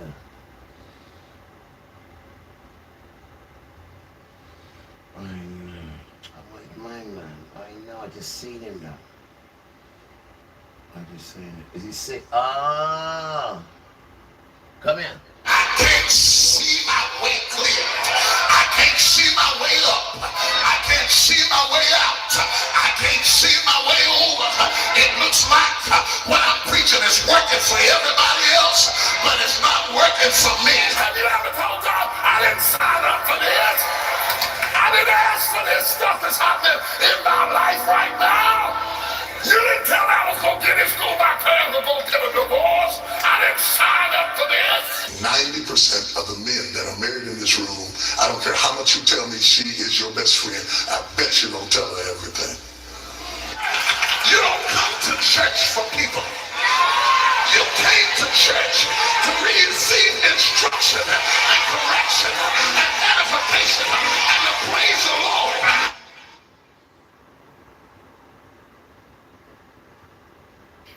There is no denying whether good or bad, T.D. Jakes has had an enormous influence on Christians or Christianity or the church today.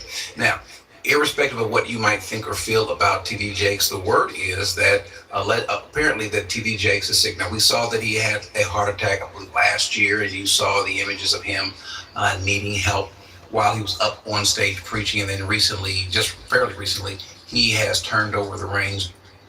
I, being someone who recently was in the hospital as well, understand what it's like to be sick, being in the hospital, having any sort of procedure, especially when you get up in it. He's still here. So he didn't learn from it. Okay. Rory, he's still here. He didn't learn from it. Obviously not. Obviously not.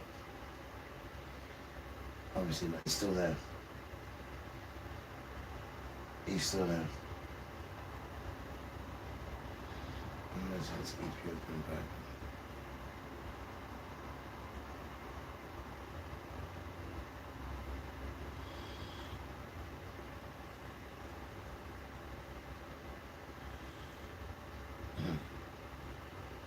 This is the box it comes in.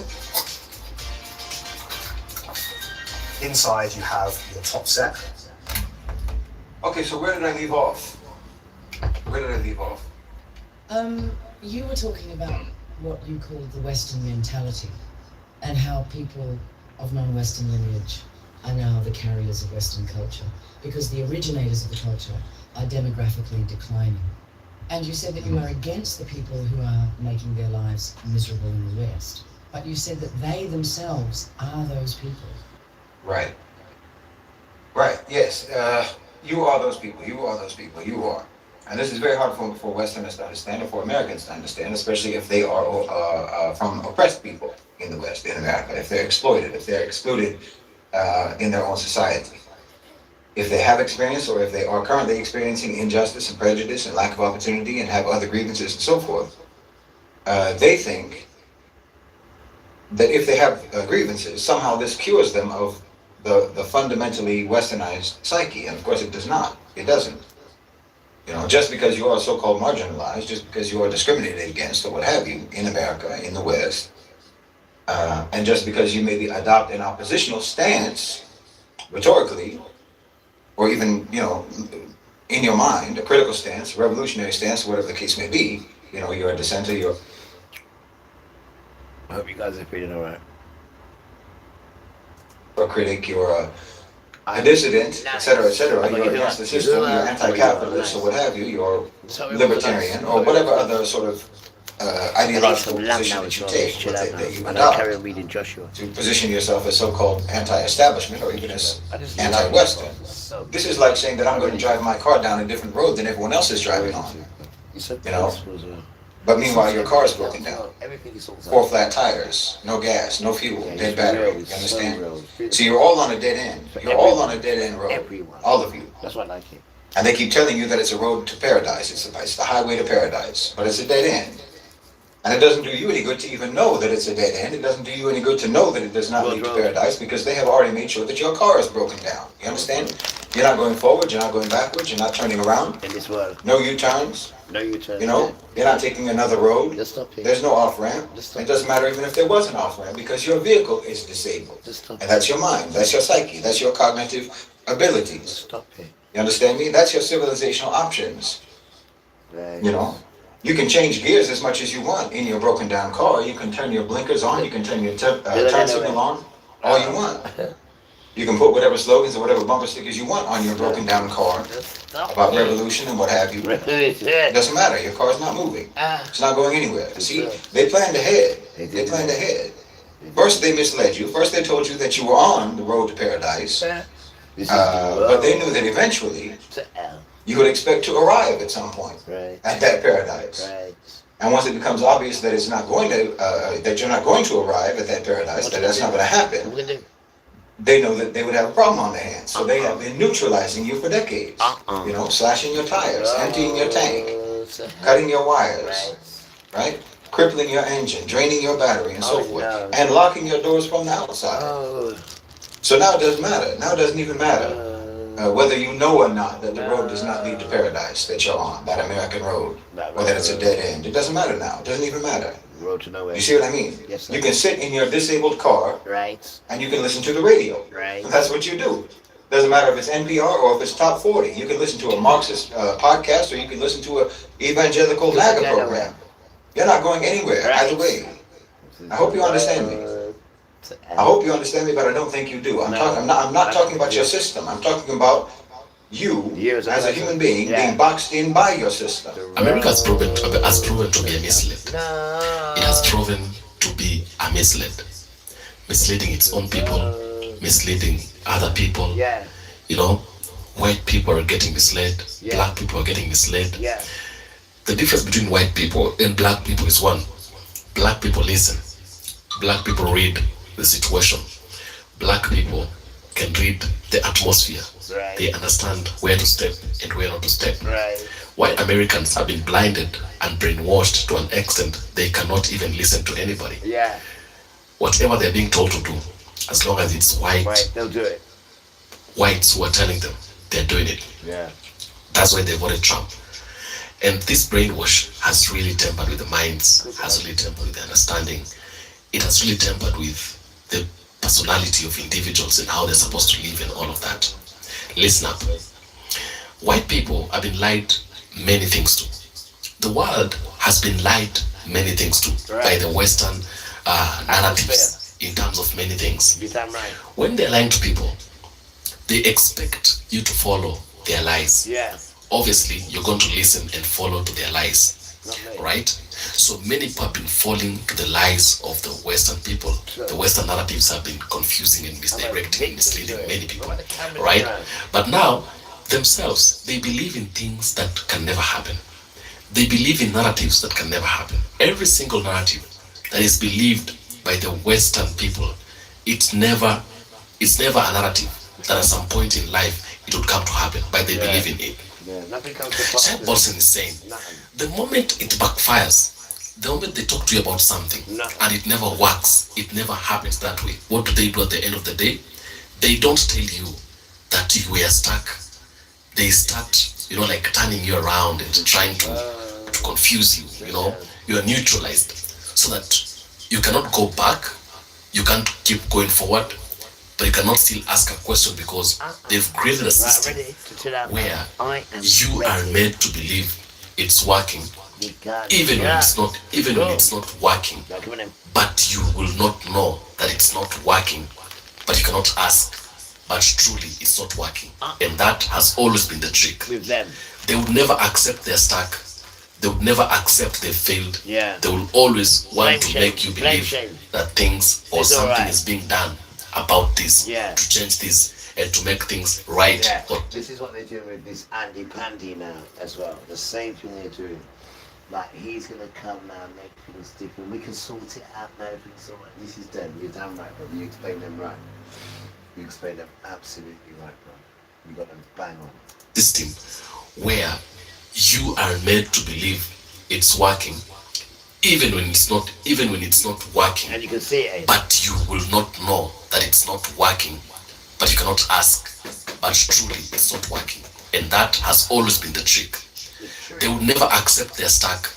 They will never accept they failed. They will always want to make you believe that things or something is being done about this, to change this and to make things right or to make things better. Which is a lie. That has always been the mind. I am hosting Shahid Bolson for you. In this us versus them, take a look at this video. Tell me what you think about it on the comment section. I'll do my best to make sure I read all the comments and give a response where possible. But until then, let's take a look at the video.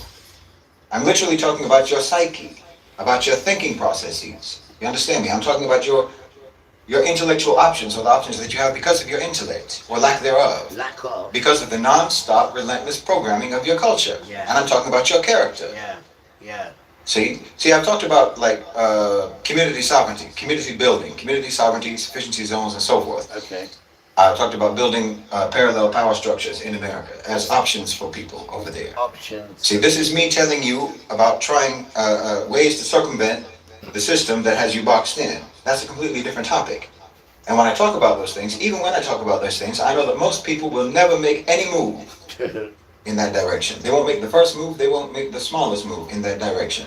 But that's a different topic altogether. See, when I talk about community sovereignty, community building, parallel power structures, and so forth, that's me acknowledging and recognizing that you are the way you are, and even though you are the way you are, because you're still our brothers and sisters in humanity, and frankly, because I have myself a personal connection to the American people, since I am from there, and on some level, I do sympathize. I sympathize with the panic and with the desperation and the feeling of being trapped that everyone feels over there. Is that what you feel like as in America? Do you feel like you're trapped? You see what's going on now? They really do see it now, yeah? And Donald must be really cold and horrible to them. You've got to respect us as people because we're still trying to show you and help you, man. We're not gloating. We're just glad that you can see it, that's all. We're just glad you can see it, man. We're glad you can see it, man. What do you be fools not to see? Because he's wicked over there. America is wicked over there to the poor people over there. And you voted for him, guys. I know they tricked you. I know they did, but I'm just saying. You did vote for him, though. I know. And he's really wicked over there. I mean, the stuff that they're doing, they're not even showing you, are they? They're not even showing you. And that ICE, them boys from ICE, them stupid little idiot sons from ICE, couldn't get into the police, right? They couldn't get into the army. They couldn't get into none of those things they wanted to. So Donald picked them up, them sons there, where they can just do whatever they want for Donald. Yeah, ICE are failing white people that couldn't get into none of these organisations. None of them. So Donald picks them up. Donald. But all your sons are unhealthy. They're all on drugs to keep them going. They're all on drugs. And Donald is, he's like, what do you call him now? You know Sleepy Joe, yeah, that dementia. Donald's got that. Donald falls asleep and all that as well. Donald's nearly finished now. Donald is nearly finished now. He's an old granddad. They're all on drugs and to keep them up, keep them awake, keep them going. They're all old men. They eat the wrong food. They don't exercise. If you could take the suit off and see underneath it, you would laugh, or you'd even cringe. You'd be like, ugh. Absolute filth. These sons. Did you hear him the other day? He was with all them lot. The camera was still on. Hear him. I want to have a shit. That's how he speaks. I want to go and have a shit. That's the Prime Minister. I mean, that's the President. But in front of the camera, they're going at the half decent. But in front of that, when the camera's gone, go back to being a separate. Don't forget, these people deal with children. These people have sex with children, right? That is the energy that follows these men. So no matter how they're showing off with you with other people's materials, but because you're saying, oh, it's materials, they're rich, that means whatever they do, they're all right. Why? Because they're rich. I mean, this is how they warped your mind, you lot. And it's all stolen stuff. Stolen land, stolen properties, stolen materials, everything's stolen, and then you're showing up on stolen stuff. When everybody knows the stuff's stolen, you've stolen it from the children that you're showing up to. And you expect no energy and no force and no one to come and mash you up. I mean, who the hell do you think you are, man? No, that was a different generation. The children are out of detention now, and you're still going on with that nonsense. You're still talking about racism. We was given to you. Given. Not like you came and fought and plot. We was given to you for 400 years. So you should be nice to us, really. About you, all this nickel. Again, we was given to you, and all our riches was given to you. No power in our hand at all. You spit us, we couldn't do nothing. You rape us, we couldn't do nothing. You whip us, we couldn't do nothing. And you're still cursing us and being horrible. I mean, Rasta, wait till it's your turn. Rasta. But we'll be nice to you though, because we're nice children. Rasta. But recognize all of that. Whitey. And because I know the mentality. Right. And I know the mentality. And it's your children who are really petrified of being caught up in that. Because your children are nice children. And they see things like this in the horror shows. Or they hear about cult families who behave like this and think, oh God, they're bad. And then to realise that their family is the same as that. They are horrified. This is why children are speaking. You damn tramp. I know what the mentality worries about. They don't want to hide that. And I am personally inclined to try to offer practical suggestions about what you can do to relieve the worries that your particular mentality will have uppermost in your mind.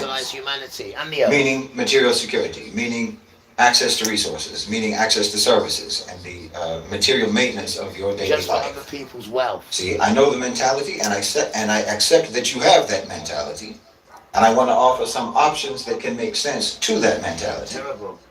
That's what it is when I talk about community sovereignty, community building, sufficiency zones, and so on. Yeah. I'm talking about your options for circumventing the system over there that's collapsing, surviving the collapse of that system, surviving the collapse of that system as you know it, and navigating the predictable repression that is inevitably coming. What's coming? But none of and theirs is connected with Satan as well. Theirs is connected with Satan, so that's a force that's coming, a real strong force, spiritual force coming very soon, real strong. Is when I talk about community sovereignty, community building, sufficiency zones, and so on. That's what you need. I'm talking about your What's coming. your options for circumventing the But system. they've got you all to turn against each other, all to think you're better than each other, and what's coming, you need community togetherness. Over there that's collapsing, surviving the collapse of that system, surviving the collapse of that system as you know it, and navigating the predictable repression that is inevitably coming. Inevitably coming. But none of that is your real problem. That's the thing. None of that is your real problem. None of that is your fundamental problem. And in fact, your real fundamental problem is, anyway, that's going to prevent you anyway from even doing anything that I suggest in regards to community sovereignty and community building. And again, that fundamental problem, your real fundamental problem, is your broken down, flat tire having, no gas having, dead battery American brain. That's your fundamental problem. That's the fact. That's the truth. I'm just telling you the truth. And it doesn't matter how you feel about the system. It doesn't matter how you feel about the system. It doesn't matter if you are oppressed under that system and know that you're oppressed under that system. It doesn't matter if you are discriminated against in that society, in that system, and you know that you are. If you're locked out of upward mobility and you know that you are. If you hate capitalism and you hate corporatism or what have you, it doesn't matter. Do you understand? None of these things, none of these types of understandings are groundbreaking levels of awareness. You understand me? None of that demonstrates great cognitive realizations. None of that demonstrates character. None of that demonstrates morality or principles. You understand me? It does not take a moral genius to recognize when you have been struck upside your head. Knowing that you've been punched in the face is not a profound insight into your situation. You ought to know that. And if you are someone who does not know, who doesn't even know when they've been punched in the face, well, there's nothing I can say for you. I have no suggestions for you. I have no suggestions except you just go right ahead and pledge allegiance to the flag of the United States of America. That's the best kind of citizen you can be, someone who doesn't even know they've been punched in the face. You see, I'm saying that recognizing that you're in a bad situation is not, in and of itself, the sign of a particularly astute mind. The question is, do you know why you're in that situation and what are you going to do about it? Those are the relevant questions, and do you even have the mental skills to answer either of those questions? And the answer to that question is no. No, you don't have the mental skills, the intellectual skills. The damage is done, I'm saying. That's the short version of what I'm telling you. You're drowning in the ocean. Okay, you're drowning in the ocean, you've been overthrown, you've been thrown overboard, and you're drowning. And you think that the solution to your problems, the solution to your drowning, is to change your shoes. See, I'm saying, the damage is done to your mind, to your psyche, to your character. How to escape the heat if you don't have an air conditioner. It's smaller than a lunchbox, cools any room within 3 minutes, and uses 98.7% less energy than your AC. Now I said I'm talking about the Americans, I'm talking about the Westerners, because I have a personal connection and a degree of sympathy, because I come from there. That's why I'm talking about this, why I talk about you. But the fact of the matter is that no one in the global South, no one in the Muslim world has any reason whatsoever to feel responsible for you. You understand me? No one owes you any sympathy whatsoever. They don't have to be understanding. They don't have to try to help fix your mentality. They don't have to try to rescue you, help rescue you. You understand? They don't have to try to figure out what's wrong with you and help you develop and help you to become a better person, a better society, better civilization. A slave who is escaping the plantation, running away from the plantation, doesn't stop in his tracks and have second thoughts. Like, oh, maybe master had a difficult childhood and he just needs some emotional support or something. That doesn't happen. You'd have to be crazy. You've been monstrous to the rest of the world for centuries, and you're monstrous right now. So it's absolutely absurd for anyone in America or anyone in the West to expect anyone in the global South to sympathize with you, to ask them what's the solution, when the thing that they want, that you want a solution to, is nothing other than the consequences of your own actions as a so-called civilization. You can't ask people in the global South or the Muslim world for a solution. The solution to consequences is just to accept them and face the music. That's the solution to your consequences. You're not the main character in anyone else's life. Truth be told, you're not even the main character in your own lives over there. Yes, there is a part of me that talks about you because I come from where you come from. Because I have lived what you are living. And I've been where you are, and I've been what you are. But like I said before, and I've said many times, in the earlier parts of this lecture and elsewhere, I'm not doing anything really but bear witness to the cautionary tale that your so-called civilization is for humanity. And I'm trying to caution my own people, the Muslims. Both the Muslims in the diaspora over there in America, over there in the West, and obviously the Muslims in Dar al-Islam. Because not understanding the reality about America, not understanding the reality about the West is a serious mistake, and it's very dangerous. More dangerous than you might think it is, and in ways that you might not imagine it is. So I want to speak now directly, specifically to my Muslim brothers and sisters, and to anyone in the Global South generally, even non-Muslims in the Global South generally, who understands what's at stake. Because everything that I've said up to this point in this whole long series about the West, about whiteness, about the transference of dysfunction through the colonized mind, all of that has a very specific implication for us. You are in danger. I said you are in danger, a very specific kind of danger that cannot necessarily be prevented by any of the ways that you might usually think dangers can be prevented. You can't protect yourself by physical power, by military power. No political organization can protect you. And yes, even no amount of Islamic content that you consume online is going to be able to protect you. Because this isn't about physical coercion. It's not about political persecution. It's not even about propaganda and about miseducation. It's about the cognitive impact on your mind from the combination of all of these things. You understand me? It's the danger of having your mind broken by a civilization that is designed to break minds. Okay? I'm telling you that sustained exposure to Western epistemology, to Western media, to Western education, so-called, to Western entertainment, to the whole architecture of information, Western information architecture, does not just install false beliefs. That's just one layer of what happens. It damages the whole cognitive machinery of your mind. It doesn't just give you wrong answers, you understand me? It degrades your ability to even arrive at any answer through any sort of sustained, rigorous, disciplined thought. I mean, think about the Western information environment, the way that all works, the media and so forth, the whole culture, what that actually does to the human mind. They reward simplicity, they punish complexity. They demand an immediate emotional response to everything, to every bit of information, to every story, to every event. They have no tolerance for nuance, no tolerance for sustained thought, no tolerance for sustained argument, for the kind of thinking that says, wait a minute, hold on, I need to follow this thread. I need to follow this thread for another 10 minutes. Just give me another 10 minutes to think about this, and then I can reach a conclusion, maybe. Yeah, I need to think it through. Give me time. They don't tolerate that. Where are we now? That kind of thinking is not just discouraged in the West, in the whole, as I say, information environment. It is structurally undermined by it. Viciously, relentlessly. The format won't allow it. The algorithm kills it. You understand? The culture does not tolerate it. And you've been inside that environment. You've been inside that environment, many of you, for your entire conscious life. What do you think that produces? What does a diet of 3-second videos do to your brain? Not good, is it? 3-second videos, raging. Yeah, he's talking about 3-second videos. They're not good for us, are they, guys? You know, 3-second videos. Some of them got rage in them as well. Not good for us, is it? So all we're doing, we're just rebuilding ourselves, being gentle, and we're starting from the beginning. And we're rebuilding ourselves, and we keep ourselves around sane women. The older, the better. You know what they say? The older the moon, the brighter she'll shine. I hear a child say that again. I said, all right, I will. The older the moon, the brighter she'll shine. Just stop it and sit and get vexed. No. Beautiful children. Please remember, right? The whole story goes like this. The woman's seed, right, will crush the seed of the serpent's head, right? And that's all it's about. This is why they hate women and they hate the sun. Why? Because the sun is going to crush the head of the serpent, right?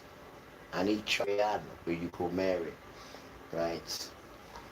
Yeshua's mama, but he didn't get there, so he get vexed. Simpson right.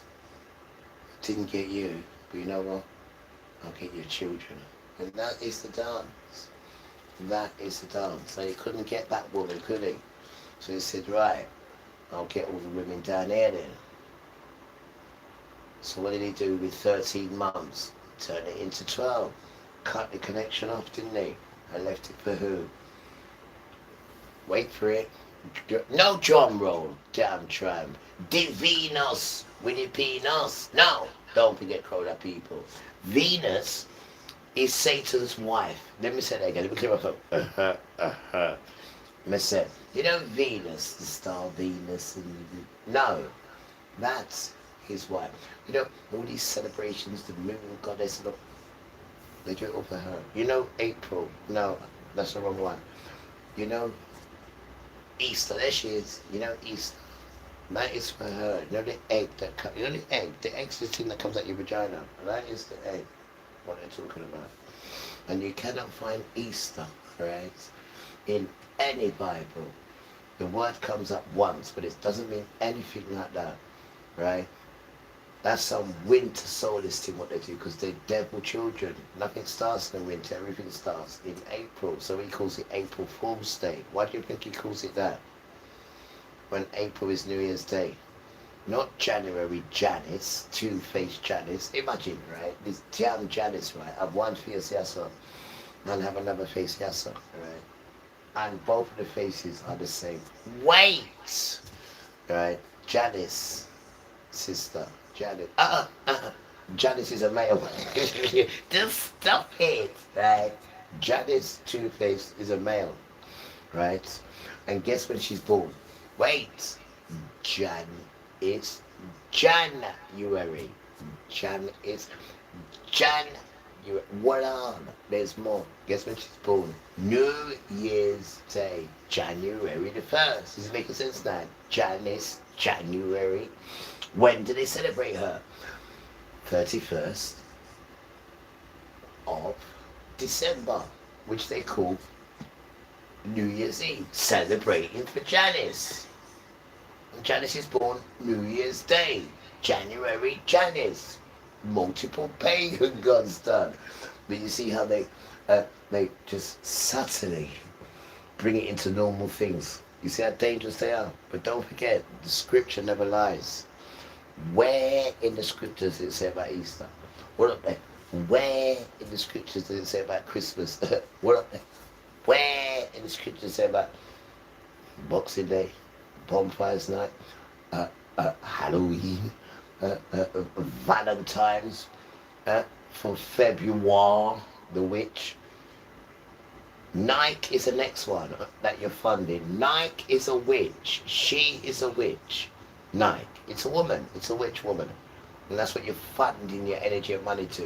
And then when you're walking around with that tick on, and someone took a picture of me and put in the video, and all I kept seeing, and Father kept going mad at, was the blue bag eye, because it had a tick at the end of it. And old Satan kept saying, see, he's in our gang, and Father went mad when he saw that picture there. Well, someone showed it on their phone and showed me.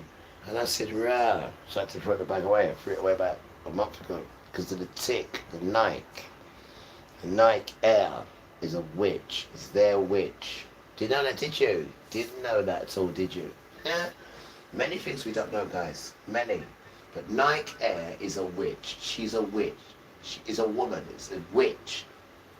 As I say, information environment, it is structurally undermined by it. Viciously, relentlessly. The format won't allow it. The algorithm kills it. You understand? The culture that you pay into that. Don't forget that. You pay into that, and then you wear it, and then they know you're them with their symbols. This is how serious this thing is, guys. You stay there. They want your spirit. They know they're going to die. It's already written everywhere. She said you don't read these things, so you don't know what's going on. So all they want to do is just put nonsense in you, like the man just said here.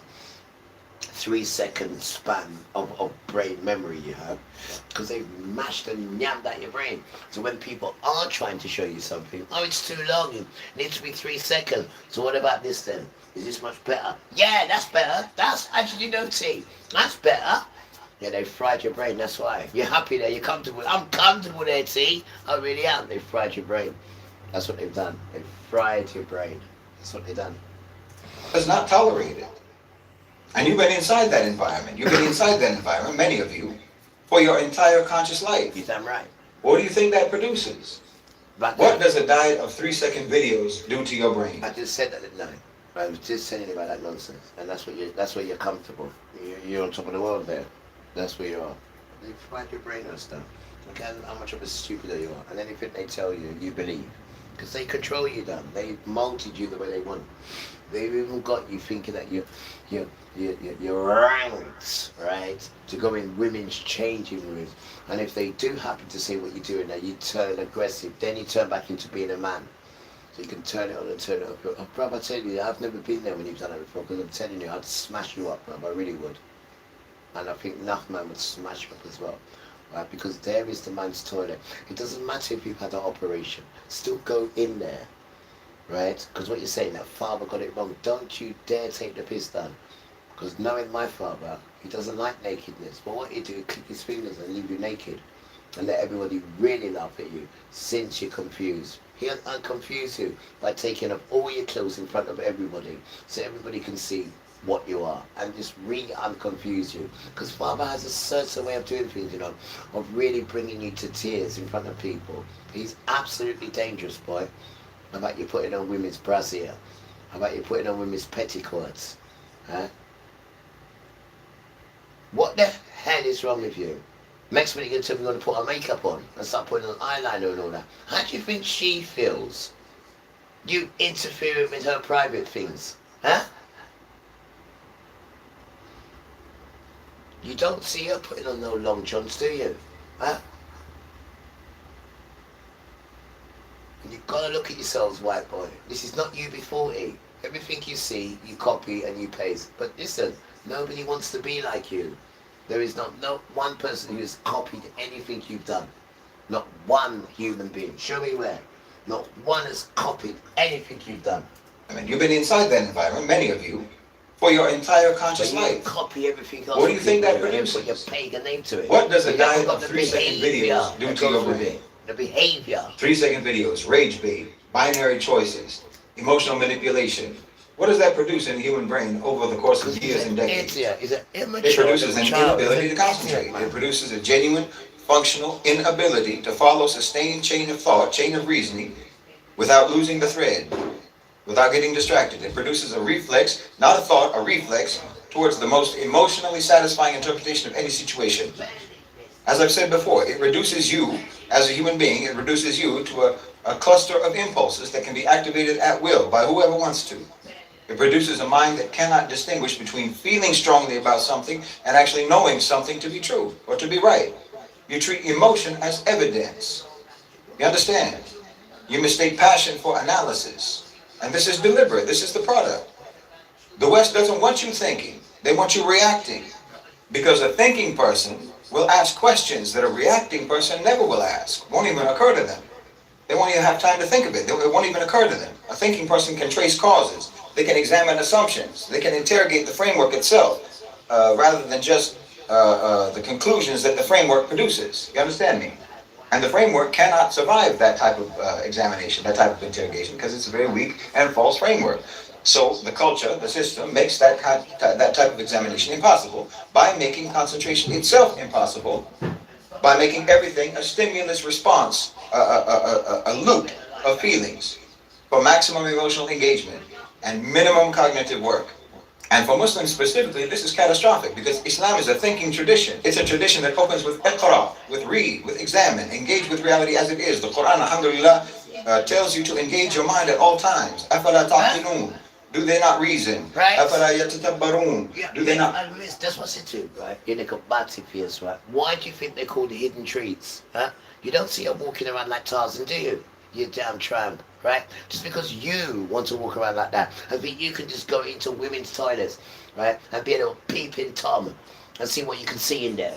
You little smelly tramp, just because you had a little stinking operation. I mean, I just cannot believe where we are in life, right? That you think that you're okay because you've had an operation to walk into grandma's toilets and there's children in there with their wives and whatnot.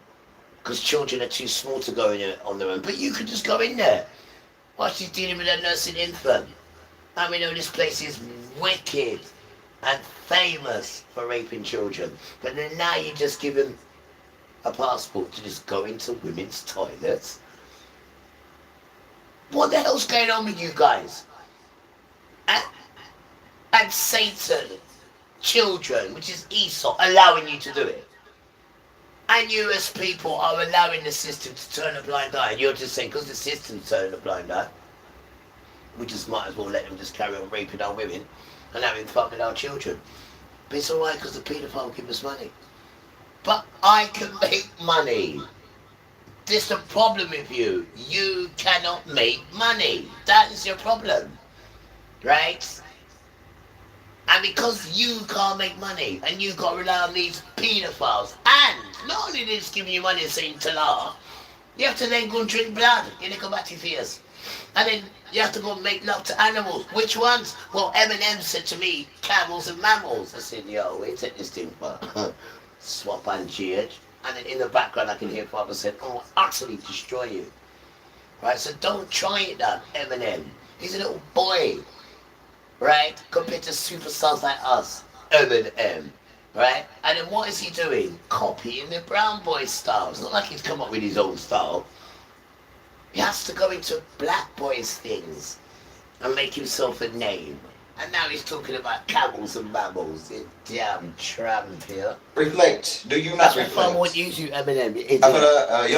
Do you not observe over and over and over again the command to use your mind, to look at the world and derive understanding, not to just accept whatever you're given without examination.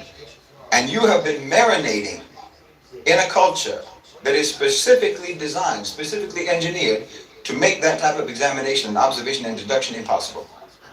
So now you have Muslims who cannot even sit with a 10-minute talk, who process the deen in means, you know, who judge a scholar by whether his clips go viral or not, who can't distinguish between Islamic scholarship and Islamic aesthetics. You understand me? You listen to anyone who sounds passionate about something, who's emotive about something, and who uses the right trigger words, emotional words. They don't have the cognitive tools to evaluate the substance. That's like, what's his name? Because the substance, evaluating the substance requires sustained attention. And sustained attention has been trained out of you. Okay, that's just the cognitive layer. That's just the cognitive level that I'm talking about there. The damage to the instrument of thought itself, to your mind, to your thinking. But there's even another level. Potentially you can call it a deeper level, which is what you actually believe, what you have absorbed as true about the world, about history, about human civilization, about what a just and fair and prosperous and wonderful society is supposed to look like. You think it's all based on Western values: democracy, liberty, rule of law, human rights, peace, equality, so forth. These are the values that the West presents as the pinnacle of human civilizational achievement. But never do it. The final answer. The end of history. And a great many of you, especially in the diaspora, but also around the world, many of you, many Muslims, including practicing Muslims, including religious Muslims, including Muslims who pray and fast and wear hijab and go on hajj and so forth, pay their zakat, everything. You have absorbed these values not as Western political preferences that can be evaluated critically and objectively, but as self-evidently correct standards against which everything, including Islam, is supposed to be implicitly measured and contrasted with and compared to. This is irrational. This is irrational. I'm telling you. Look, guys, come on. You're calling different gods' names, right? And you're not calling Father's name. So obviously you don't praise Father. You can't call him Jesus and stuff like that. Right? These are Israel children. These are not nothing to do with Romans and Muslims and this, that, whatnot at all.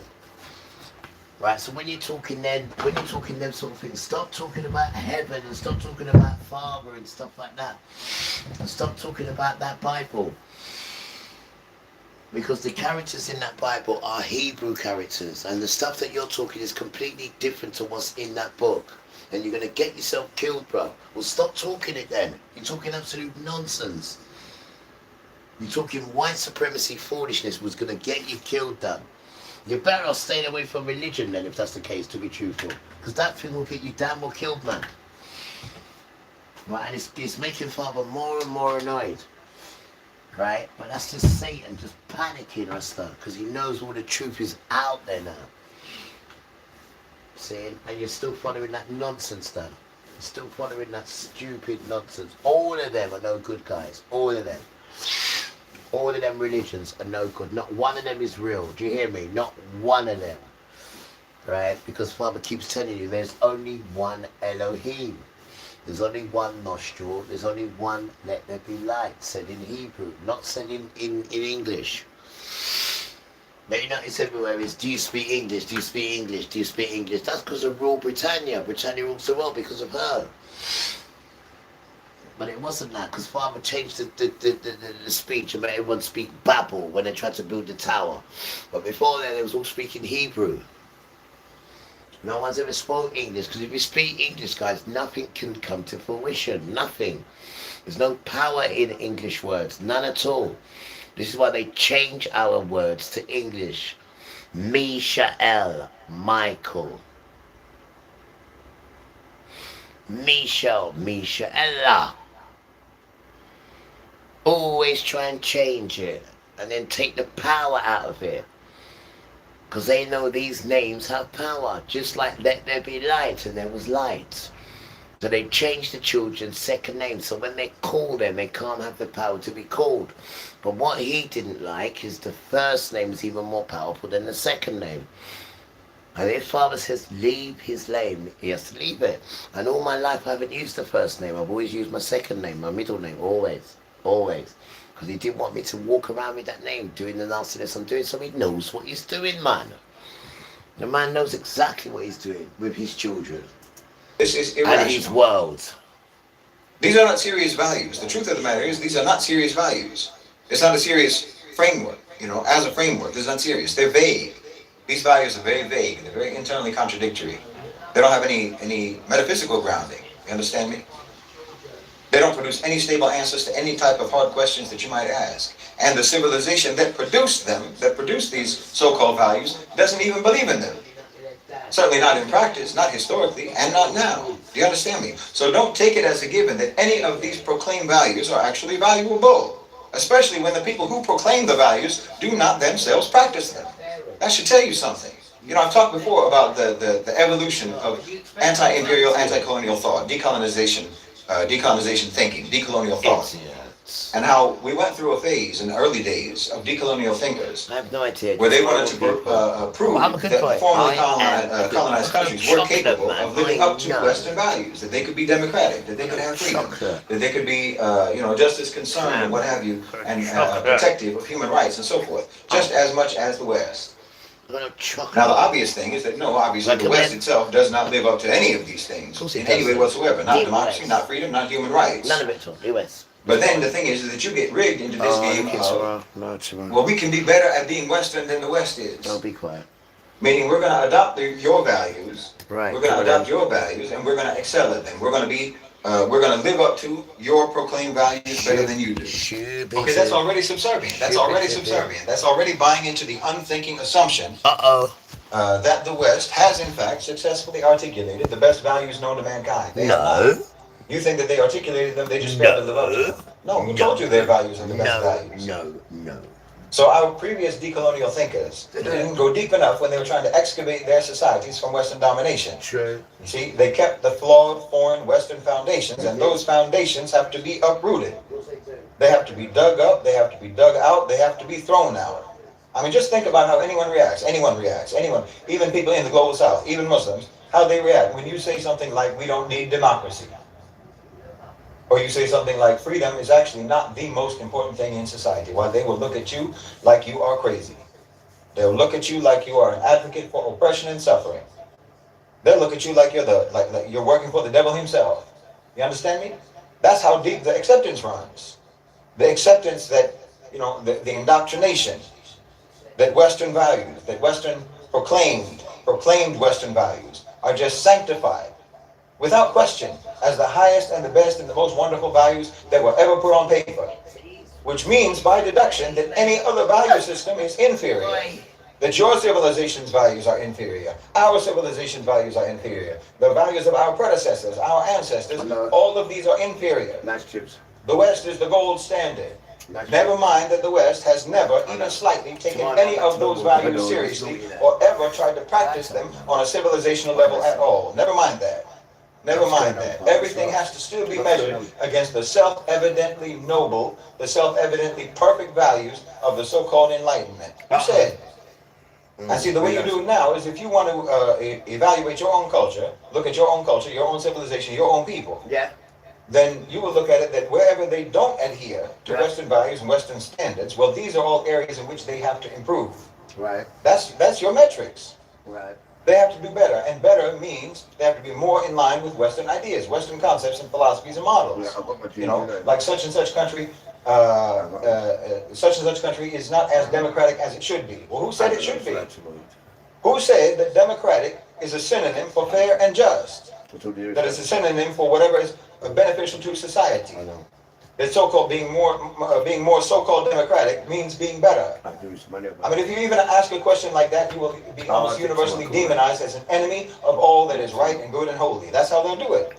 That's the indoctrination, because you have all fully accepted that so-called democracy is a synonym for everything that is good, right, and holy. You're not even allowed to question that system or that model or that concept as an idea. You're not even allowed to do that. Very true. Because everyone agrees that it is unquestionably the best system.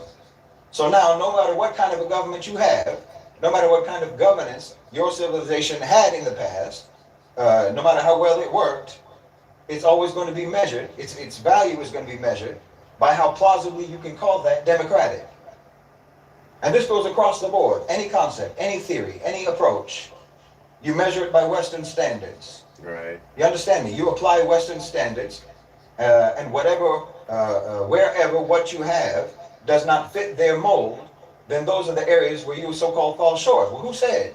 This is what I'm asking. It's our government, not yours. Yeah. I mean, you go ahead and do governance however you want to do. And we will do it the way that we want to do. That makes sense. You understand me? You're not the arbiter of what's good for us in our society and our nation. True. Like I said, especially since you yourselves have been devastating even to your own society. Very true. No, I'll tell you straight to your face. I am going to break with the more of the same approach that has got us here. I am going to give Britain the circuit breaker it needs. Also on the programme, after 3 years, resident doctors in England have voted to end the rolling strikes over pay and jobs. Former MP Craig Williams, who was aide to the then Prime Minister Rishi Sunak, pleads guilty to cheating at gambling with bets on the date of the 2024 general election. Looking for room, finding Martinelli! Heartbreak in Houston for Japan with this last gasp goal from Brazil after the five-time champions were pushed to the brink at the World Cup. The ooh-ah bird is so called because it lays square eggs. And one of the biggest stars of the 1970s and 80s, Dame Penelope Keith, famous for The Good Life and To the Manor Born, has died.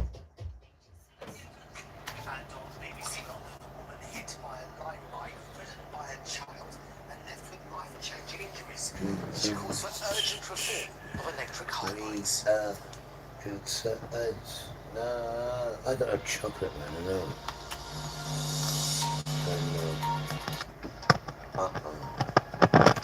I should have given a chocolate. Good evening. Andy Burnham, the man who looks set to walk into Downing Street in exactly 3 weeks as the UK's next Prime Minister, has been laying out his vision for the future in a speech in Manchester, where he was mayor for almost a decade.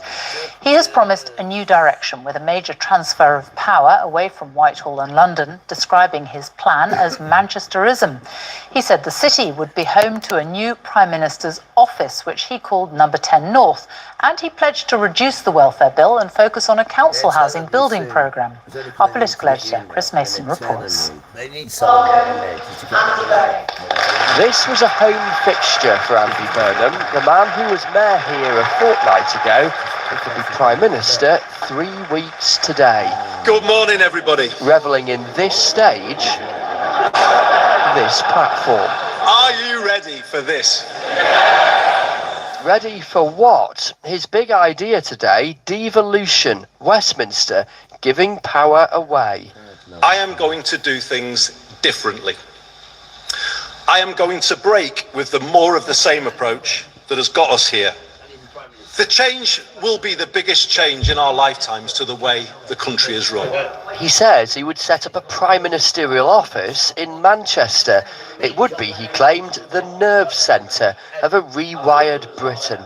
The job of Number 10 North will be to make power flow into the Midlands, into the southwest, into the east of England, and yes, into London, as I said before, as much as into the northeast, Yorkshire and the Humber, and here in the northwest. It will be about offering new opportunities to extend devolution in Scotland, Wales and Northern Ireland. So what practical difference might this actually make? He has this idea, albeit without any detail yet. On utilities, we will ensure all parts of the UK are able to take greater public control of us. You know what they're like, innit? Wait till when they don't like what you're doing, which they don't already, and then they start doing their little bitchy stuff and then little witchy stuff. It soon happen, man. This is what they do. And then there's going to be no one else to run your nonsense. And then you're going to see these sons can't even run a piss up in a brewery. Not at all. And you shouldn't have all this money around you of people's because you don't know how to distribute and budget the money. And this is one thing white sons can't do and white people, they cannot budget. because they've never had anything to budget. Everything they do get, they steal, so they don't have the respect of earning it and having the respect to budget and look after it. Because everything they go, oh, so what, we get this, oh, we just get that one, oh, so what, we got this, because they've got so much of it. They don't know how to respect anything. But now you're going to get it all taken away from you. And watch. Everyone's watching to see how you survive, white people. Everyone is watching. Andy Pandy's not going to save you. Essential services like water, housing, energy and transport. And he promised this for England.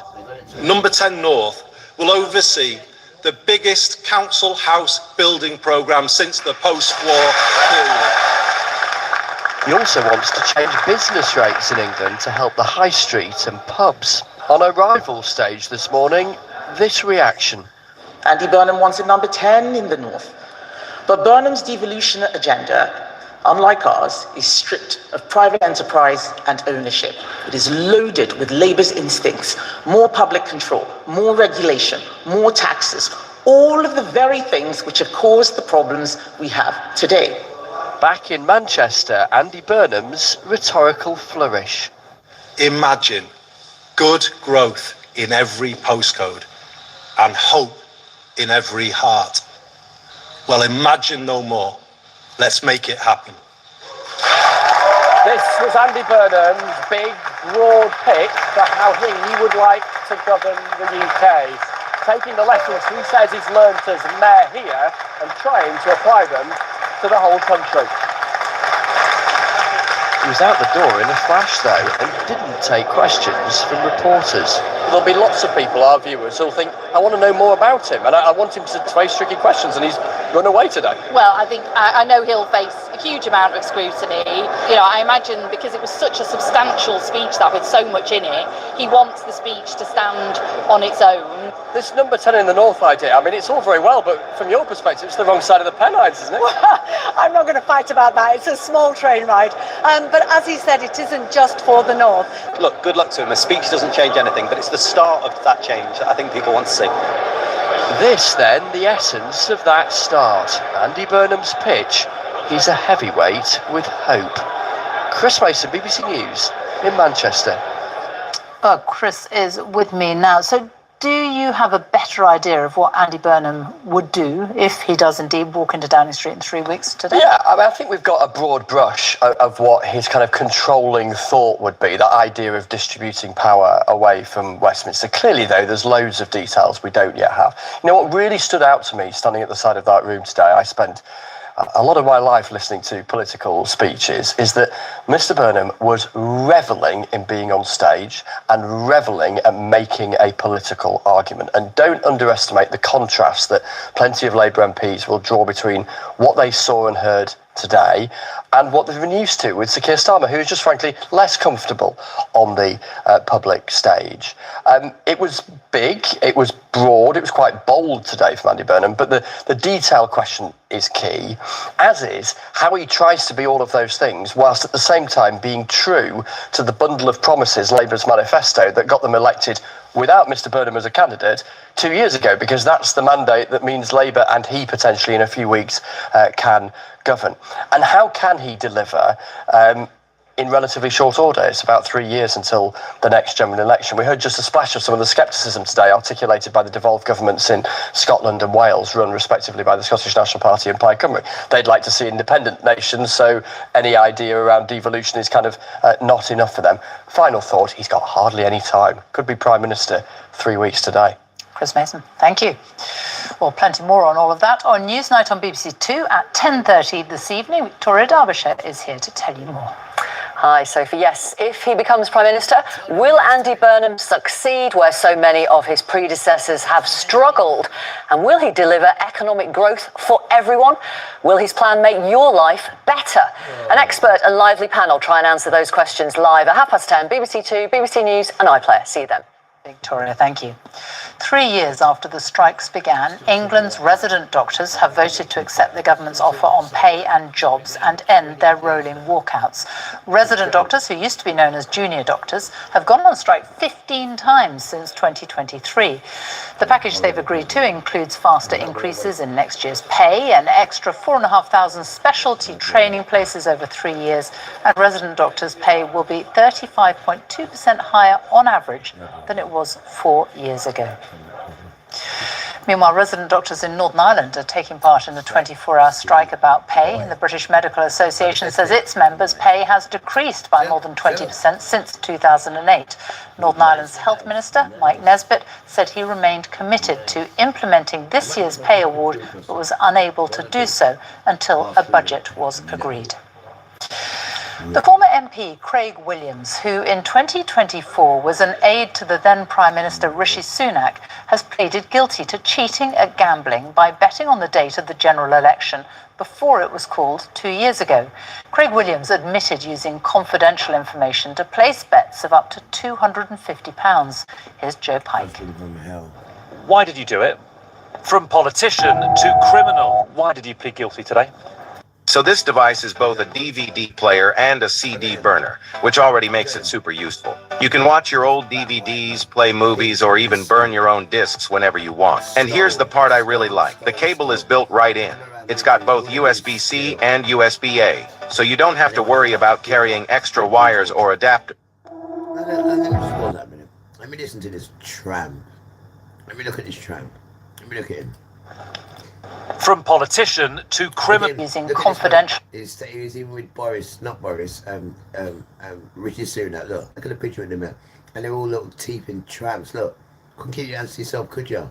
Information to place bets of up to £250. Here's Joe Pike. Why did you do it? From politician to criminal. Why did you plead guilty today? What? Answer him. Are you sorry for what you did? Tramp. Look at him. Rishi Sunak's 2024 general election announcement was a surprise, but not to his close aide, Craig Williams. Did you have any inside information when you made the bet? A huge error of judgment. That's for sure, and I apologise, and I'll be working in Montgomeryshire and Glenmore on the doors now to make sure I... But did you have any inside information when you placed that bet? I will not be expanding on that statement. 2 years ago, he wouldn't say if he had any inside information. Today, he pleaded guilty. Craig Williams had advance notice of the general election date, and he tried to use it for his own personal profit. Today, prosecutors say he put on 3 bets, one of £250, one of £100, and one of £22.50. So they can do these jobs. Former Tory staffer Amy Hind, hiding here behind her husband Anthony, also pleaded guilty to cheating. But 12 others, including the former Welsh Senedd member Russell George and the party's Welsh director Thomas James, have pleaded not guilty. Do you regret what you did? For Craig Williams, this gamble has not paid off. Are you going to apologise? Selfish. He could face up to 2 years in prison, or an unlimited fine, or both. Joe Pike, BBC News, Southwark Crown Court. Tens of thousands of people are still missing 5 days after 2 earthquakes struck Venezuela. More than 1,700 people are now known to have died, but the number is expected to rise significantly. These images are from the coastal state of La Guaira. The catastrophic damage is clear to see. People are using their bare hands to try to find their loved ones who are still missing. The 2 earthquakes last Wednesday struck within seconds of each other, close to the capital Caracas, along Venezuela's northern coast. Orla Guerin reports now from the coastal town of Caraballera. Calling for a crowbar. Something so simple could help save a life. In the ruins of a complex called the Vista Mar, rescue teams still searching this morning. Ruben, a volunteer, telling me there are still signs of life. We have one person talking. The another can touch the floor down. She understands. We say, if you can hear me, touch. And she did it. And she did it twice. Then a call for silence. And the instruction, sit down and stay still, so specialist radar equipment can be used. Alto, alto. The wait is tense. And for Jenny Cabrera, full of anguish, her mother and father are under the rubble of the Vista Mar. Do you still have hope? Always. Until the end.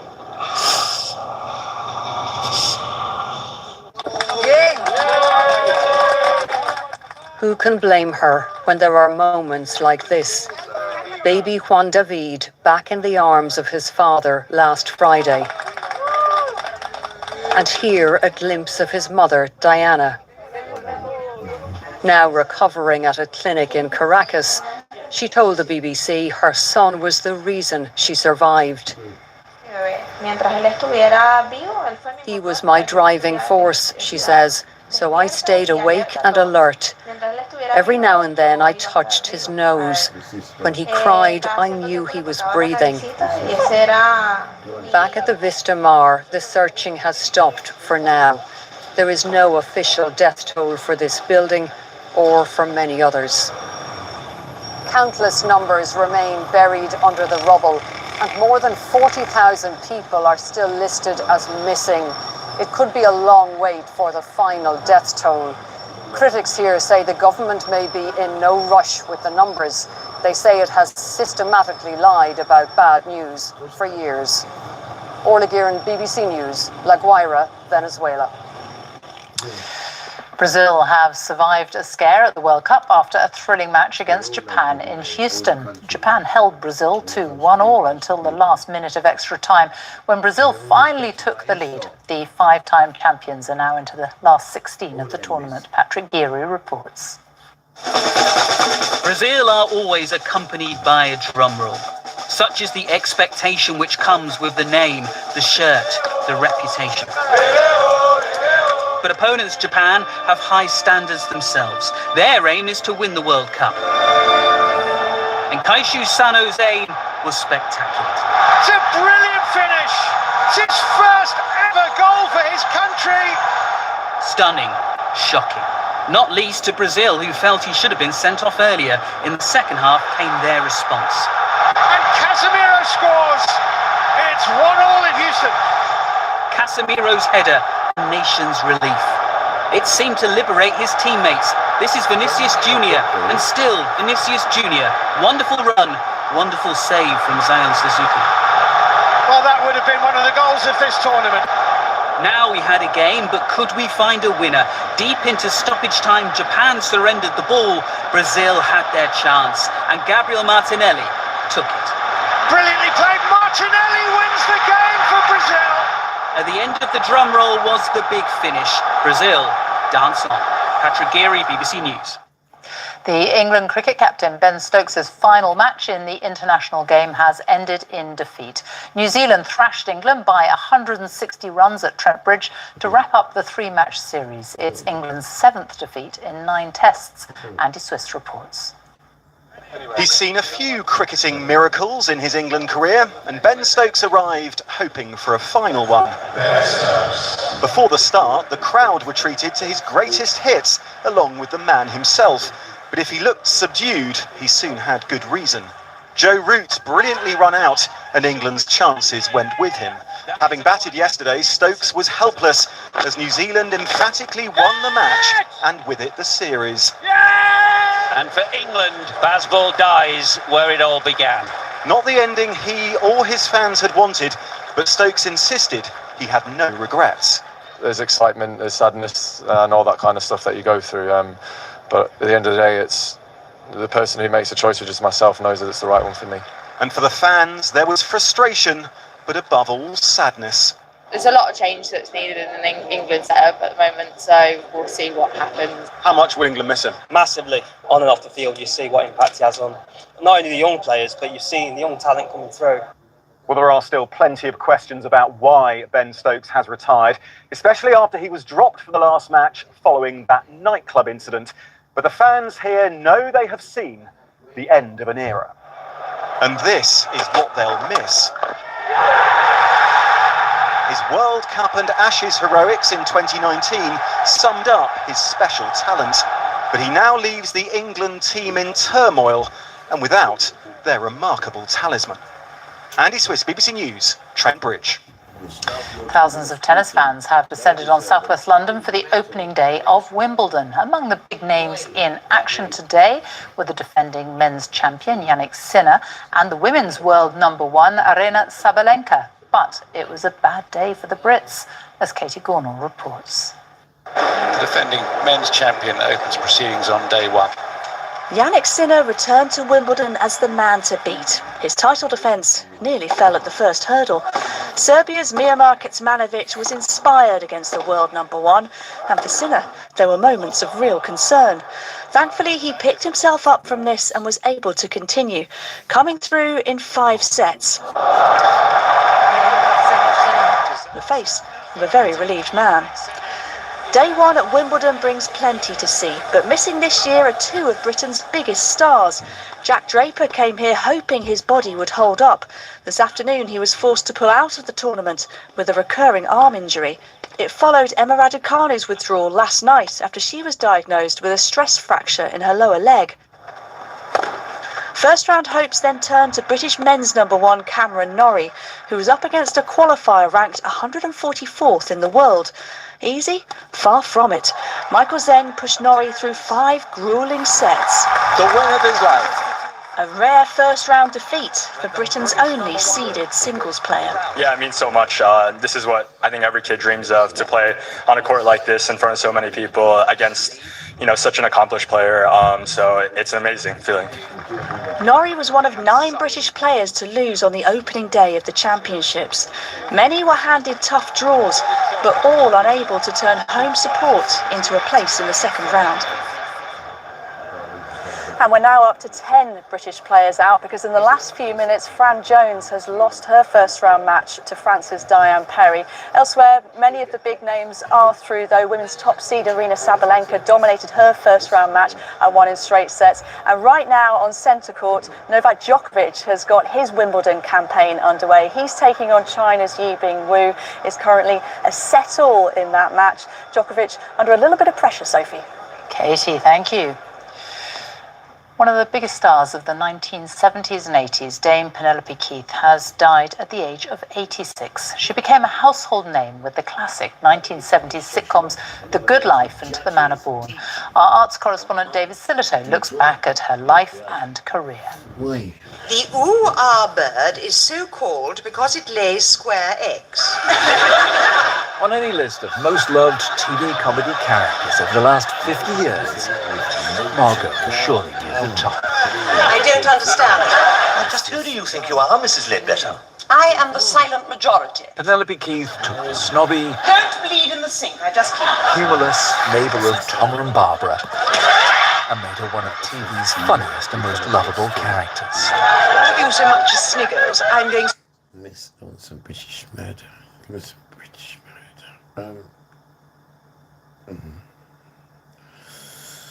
Yeah, there might be a message in there. Alright, I'll leave that for tomorrow.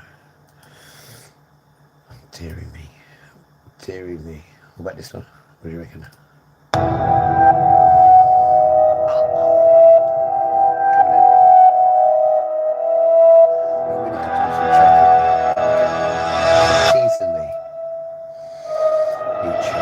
The bedroom door was locked from the inside.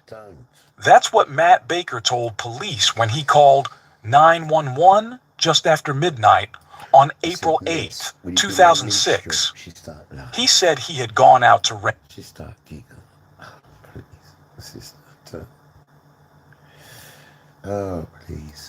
a movie and get gas. Came back to find the bedroom door shut and unresponsive, pried it open with a screwdriver, and found his wife Care when he called 911 just after midnight on April 8th, 2006. He said he had gone out to rent a movie and get gas. Miss, I'm going to tell you, Miss, he's lying. There is no way. And she breaks into him, and she breaks into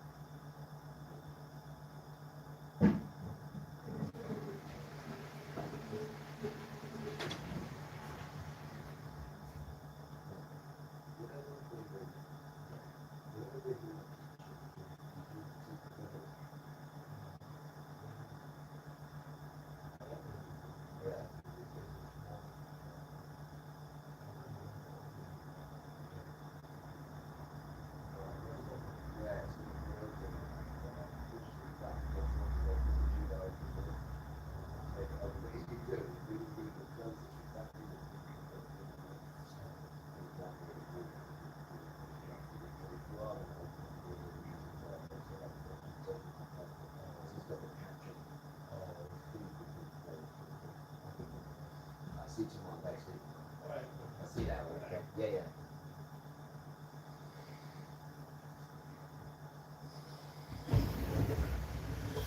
Right, it's coming in. I'm ready. I've just been toilet. No! But you want to watch me going toilet. You're too homosexual, Dan. I've been toilet already anyway, so go away. You damn tramp. You missed me, so go away, tramp. Came back to find the bedroom door shut and unresponsive. How can it be Pried shut? it open with a screwdriver. This doesn't make sense, does it? You're using a screwdriver. You just left her a minute ago just to go to shops and come back. And now you're saying that our sister's dead. That doesn't make sense, miss. It doesn't. On out to rent a movie and get gas. Came back to find the bedroom door shut and unresponsive. Pried it open with a screwdriver and found his wife Carrie unconscious on the bed. Sleeping pills on the nightstand. 2 empty wine coolers. And a typed suicide note, unsigned, sitting next to 2 ink pens. Stop it. The justice of the peace ruled it a suicide. By phone. Without visiting the scene. No autopsy was ordered. The home computer was not seized. Carrie Baker, 31 years old, 3rd grade teacher, mother of 2 daughters, woman of faith, was officially gone. Case closed. But her mother didn't believe a word of it. And Linda Doolin was right. What actually happened inside that house in Hewitt, Texas, was a murder, was officially gone. Case closed. But her mother didn't believe a word of it. And Linda Doolin was right. What actually happened inside that house in Hewitt, Texas, was a murder years in the making, planned by a Baptist pastor who used his wife's grief as a cover story. A Baptist pastor. Let me hear it again. A Baptist pastor. This is why we tell you about these sons and say they want to be a Baptist pastor in those mystery religions. Mystery. Any one of them sons can put on a suit and put a Bible in his hand and say, oh, I've done this, I've done the course. A course. And then you still got your rotten ways in you. Because none of you have got the Holy Spirit in you, the Kodesh Spirit in you, which will teach you not to behave like that. And the Torah book teaches you. Right? And then when you do make a mistake, you go and check the Emmanuel, right? And he takes the sin out of you. So you don't even know the protocol, the prescribed protocol. And then you got this son here who says he's a pastor. And then what's he going to kill his wife in the making? These sons ain't got the quality to be a high priest at all. This thing is extremely, extremely difficult. But it's not difficult if you're the child at all. It's simple. It just shows you the way how he wants it done. It's not hard at all, especially if you love doing it anyway. Especially if this thing's already inside you. You just need guidance and direction, and only by him. Because these children don't know what this thing is, what they're showing us at all. All you want to do is put yourself first and be the best. And then use that platform for people to idolize you and then do sin. And that is the worst thing for you to do, sin, is underneath that umbrella. Because you ain't got no spirits with you, and you know it. You're just running around with Satan and fooling people who have no idea about this thing, but want to know about it. Well, you don't go to a Pell person. As horrible as that sound, you do not go to a Pell person with this thing, because they cannot show you anything, Dad. Anything at all. Not one thing, because it will not reveal itself to them at all. It will not. No matter how articulate they may sound, there is no spirit in it at all. They worship worthless idols that don't have spirits in it. So they become the speaker. Right? And be careful of those who speak, because they know nothing. Rasta, you stay there.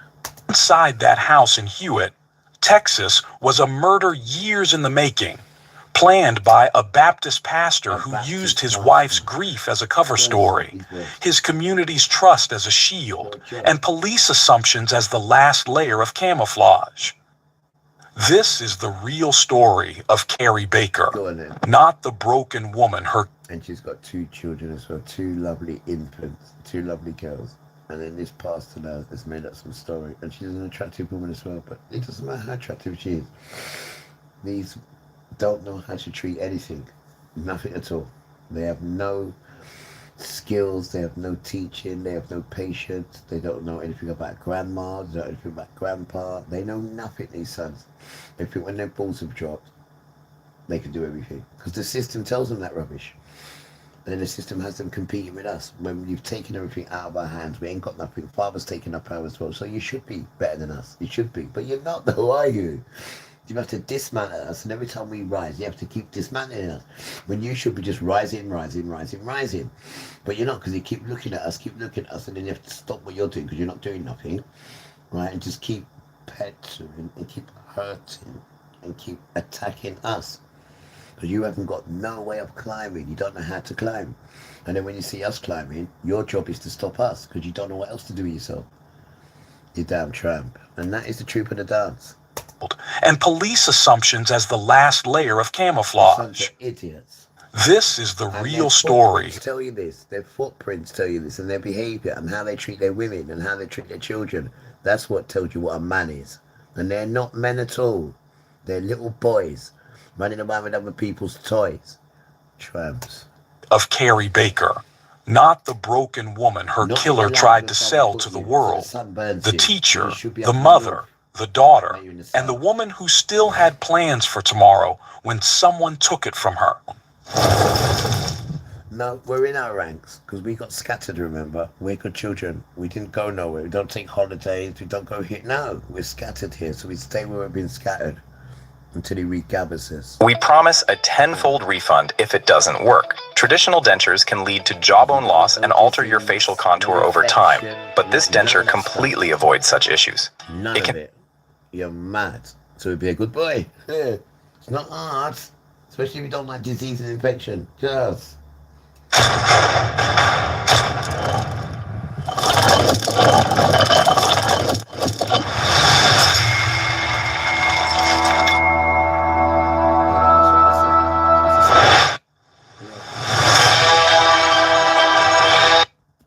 Shocking true.